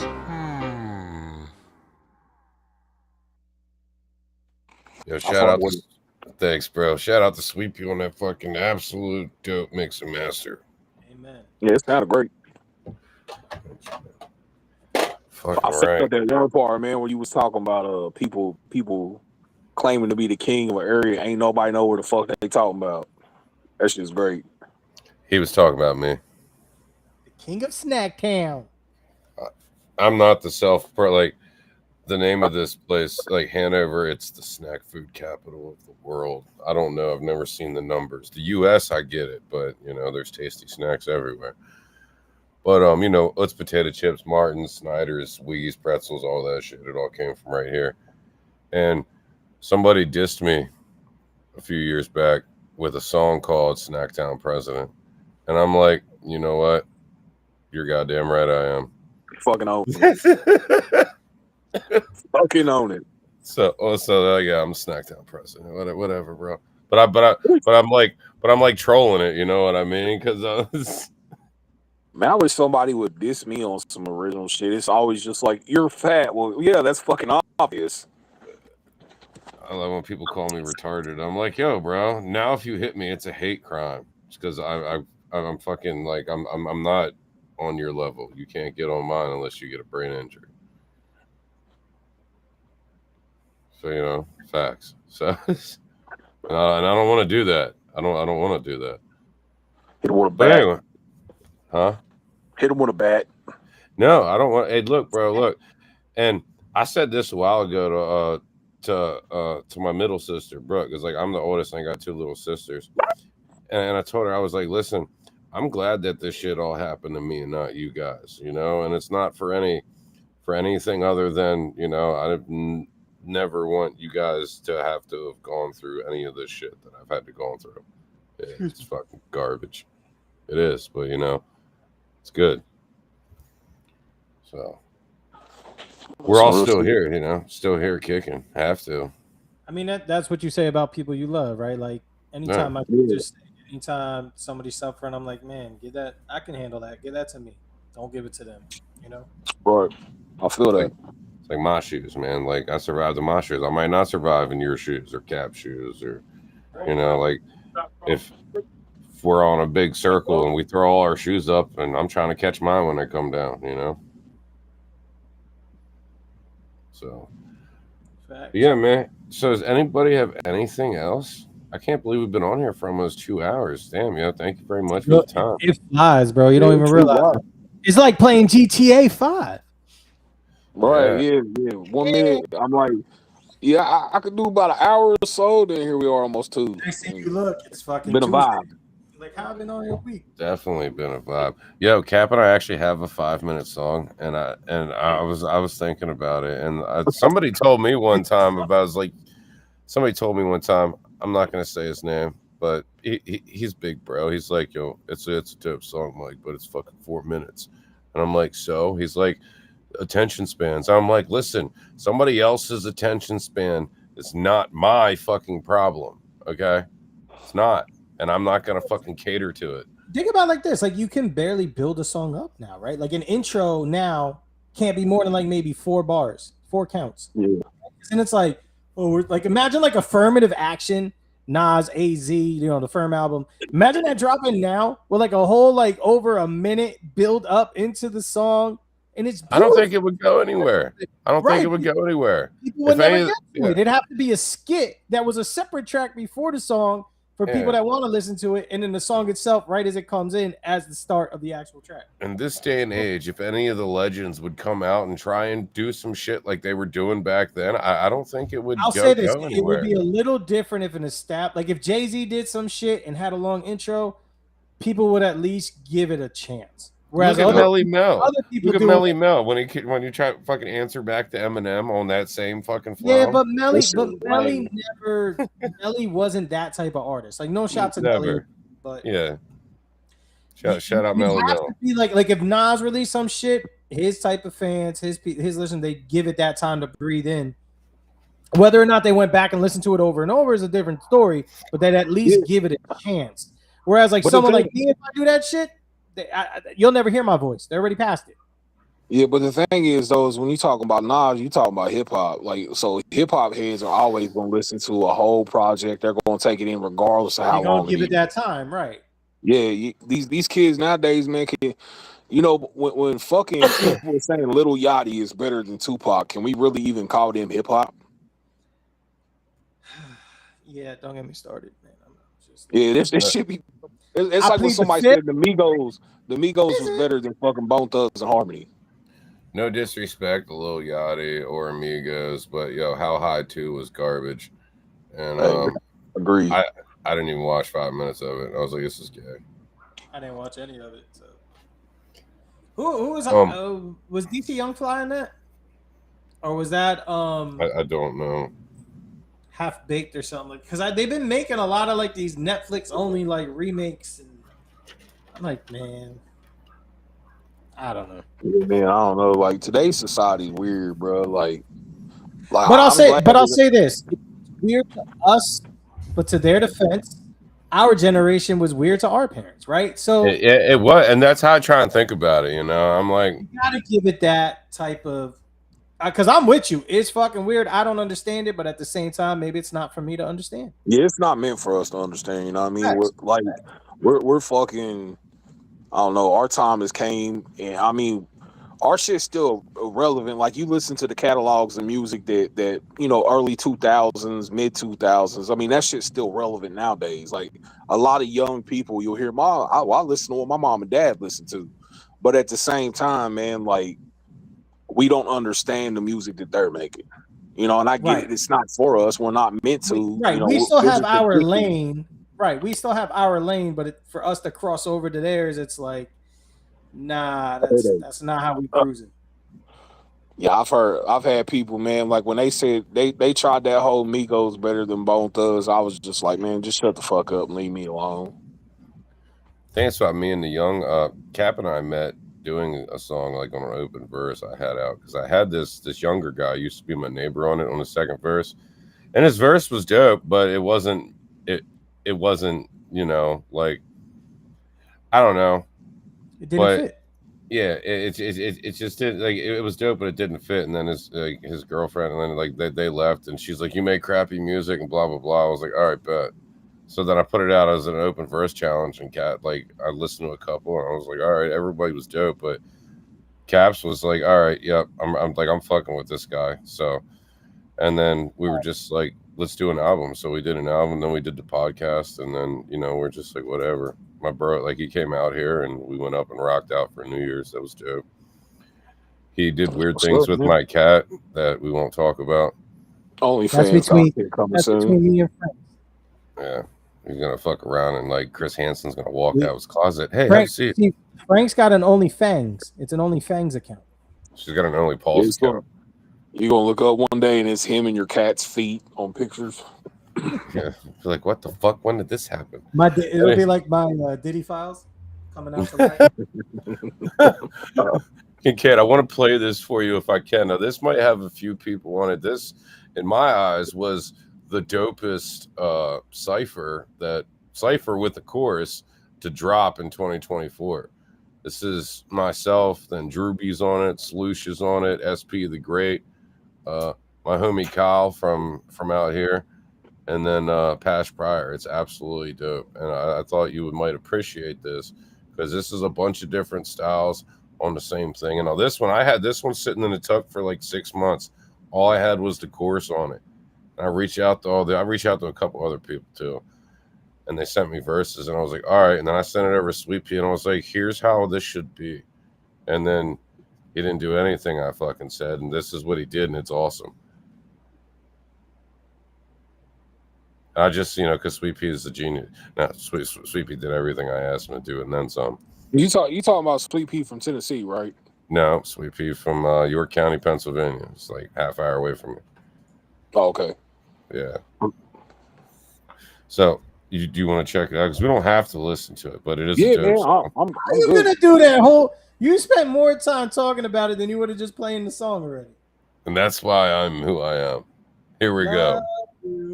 So all I did was the chorus on here. It is called Help Me.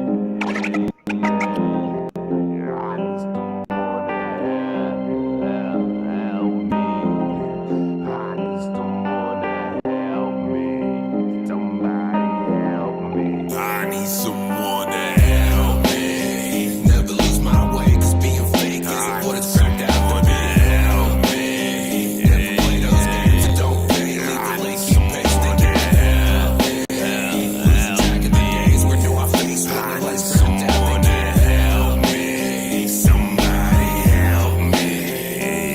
Taking all these drugs and they turn me to a demon. So look up in my eyes, you can see my soul is screaming. Cause the devil's always creeping, cause he wants to sell my soul. But this fucked up world had me turn so cold, with the ice in my veins by the lies that you told. But I murdered every song with the story she wrote.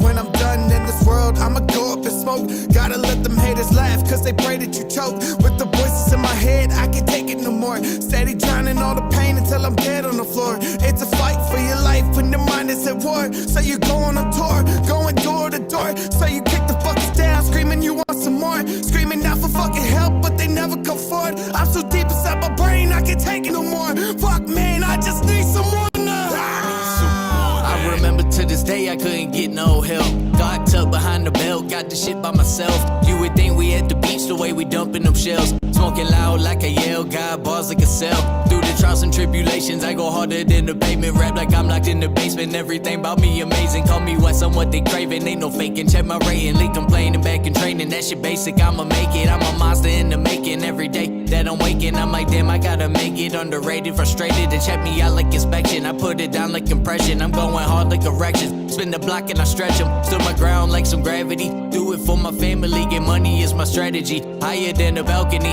higher than a coaster, ride my wave like a boulder. Shit is hard to stay sober, the only way I get coaches is what I never been. Keep the strap on my waist, watching out for all the snakes, man. That's the type of shit making me irate. I keep saying, fuck it, I'll do it all myself. Even though I've been searching for some help. All these people blowing up my phone, but I still feel alone. I think it's wearing on my mental health. Reaching out for a helping hand, but it's dark as hell when they think that you're the man.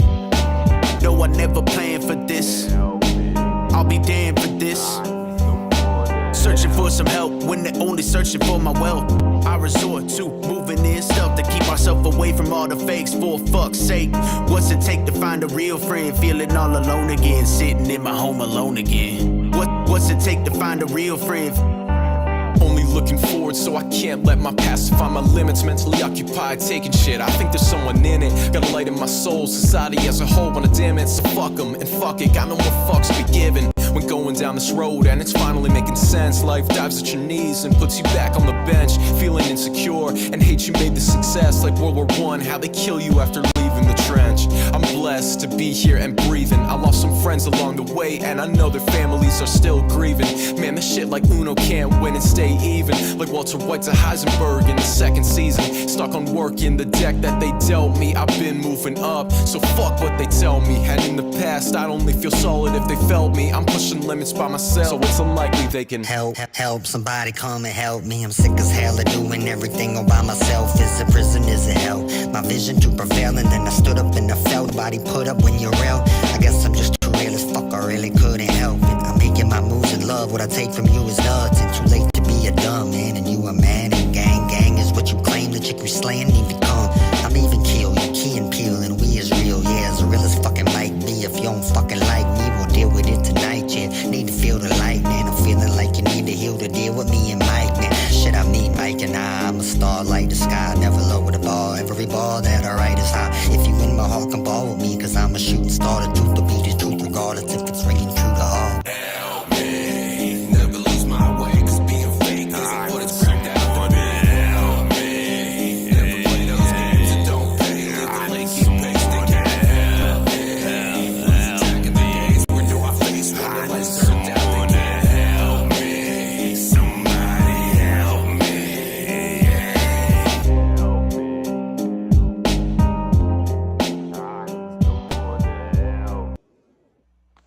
Yeah, that's dope, man. I sat there listening to you when you was on the hook. You remind me of Everlast or Whitey Ford. That's what you kind of sound like. That's dope. All right, bet. All right, bet. Hell yeah. I like me some Whitey Ford. Yeah, he dope. Oh man, definitely. Yeah, I like that song, man. Thank you.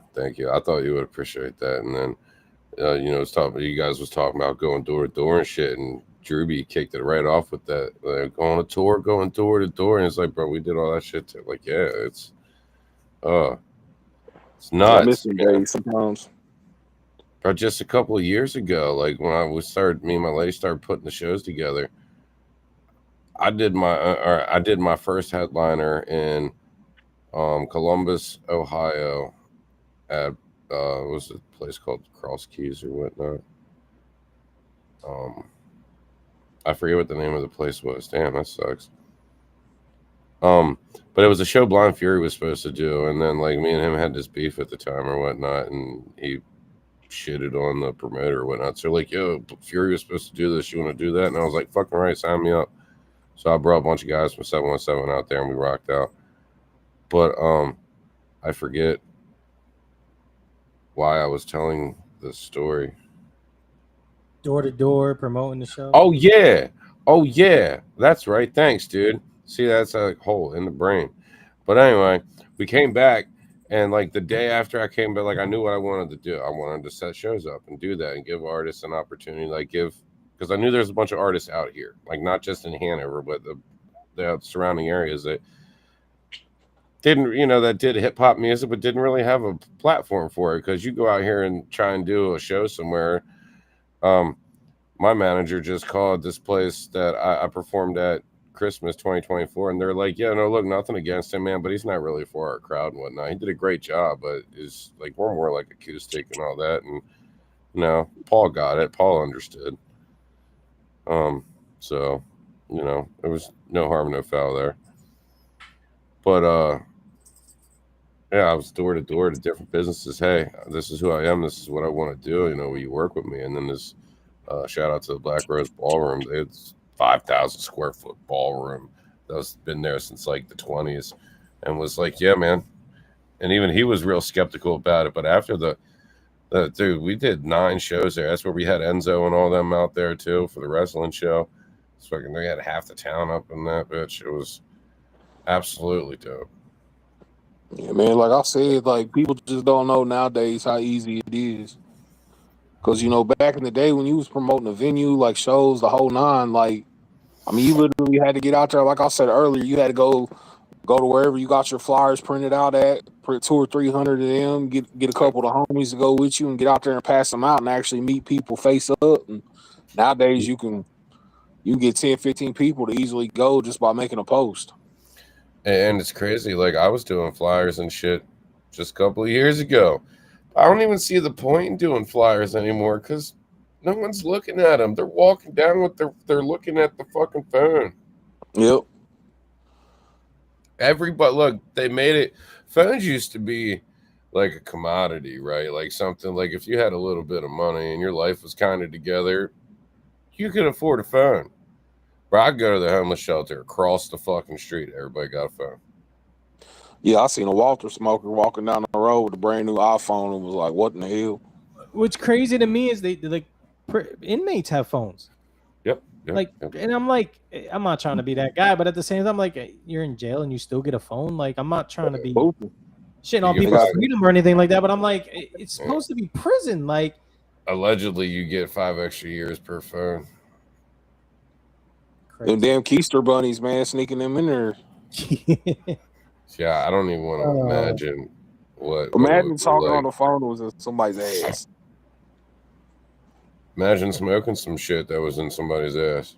Man, look, if my bro was out of jail right now, he had a story that would have y'all laughing his ass off, man. He talking about dude's brother wanted some cigarettes, but he was in jail and his brother wasn't. So he literally goes and throws a rock at a cop car and sticks a condom full of tobacco up his ass and keister bunnied it in the jail just for him to have something to smoke. I was over here dying laughing. Good old prison pocket. We had some guys, when I was in York County years ago, they had some guys come down on writ from upstate, and they brought tobacco with them, roll it up in the fucking paper that the toilet paper comes in. And like, yo, Mike, you want to get in on this? I was like, what's that? Weed? And they're like, no, it's a cigarette. And I'm like, no. He's like, yeah, homie just came down from upstate. And I didn't, this is my first bit, right? Like, I'm 21, Was I 20? Yeah, I was 21. And I'm just like, I don't know how it got in here. So I passed on it, and then I went down to my cell, and I'm like, kind of want some of that. My cell is like, that came in his ass, right? I'm like, what do you mean? He's like, how else would it get tobacco in here, Mike? Like, I was green, dude, like fresh green. Like, I'm like, yeah, I'm good on that. Good. I don't. I'm glad I didn't. Yeah. My instincts was just like, I don't know. I don't want to, no. Motherfucker prison, man. Them motherfuckers, they can figure anything out. It's like I watched somebody the other day trying to explain, how you make blunt wraps in prison out of, like brown paper bags with coffee, and then you heat it up, dry it out, and you can literally smoke it up like a blunt wrap. And I was explaining to them, like, y'all know that shit you smoking in that blunt wrap came in somebody's asshole, right? And like, they was like, are you serious? I'm like, yeah, bro. How you think they got it in there? You either got to know somebody that works there for the prison, or they smuggling in there the keister bunnies. Well, this conversation took one hell of a left turn. Yeah. No, they're not talking about you, Bunny. They're talking about keister bunnies, like keister bunny. Some pruno. Her name's Bunny, so I was like, no, they're not talking about you. Talking about somebody's. Is that why you love her, Mike? Because she reminds you of your keister bunny days? I never used my prison pocket.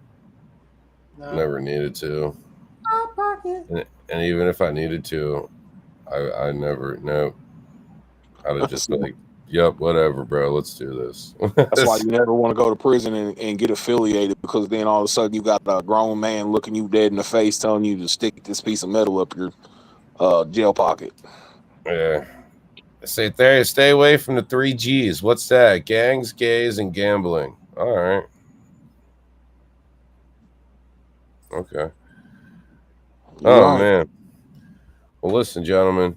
It's been just shy over 2 hours. I don't know about y'all, but this is normally where we cut it. I mean, we can keep chit-chatting or whatnot if you want to, or we can save it for the back room talk. I got some cheesecake waiting. All right, some cheesecake. Damn you. Is that a euphemism for some keister? Nah, man. It's a healthy cheesecake that the wife made. But how did she get it home? Yeah, really. It came in a Walmart bag.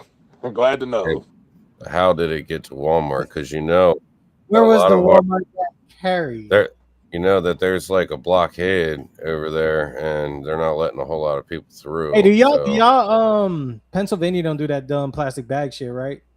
We do. Obviously, Ohio don't. Okay, because like New York and New Jersey, you can't do plastic bags no more. I don't know if you know that they're actually like outlawed. Everything is either paper bag or like bring your own bags. Supposedly it's better for the pollution and all that, but they'll still have like the garbage bags. They still use like the plastic produce bags. They still use like Ziploc bags, but they don't do plastic bags like at a Walmart, a supermarket, Target, all that shit. So whenever I go to visit, I'll smuggle them in.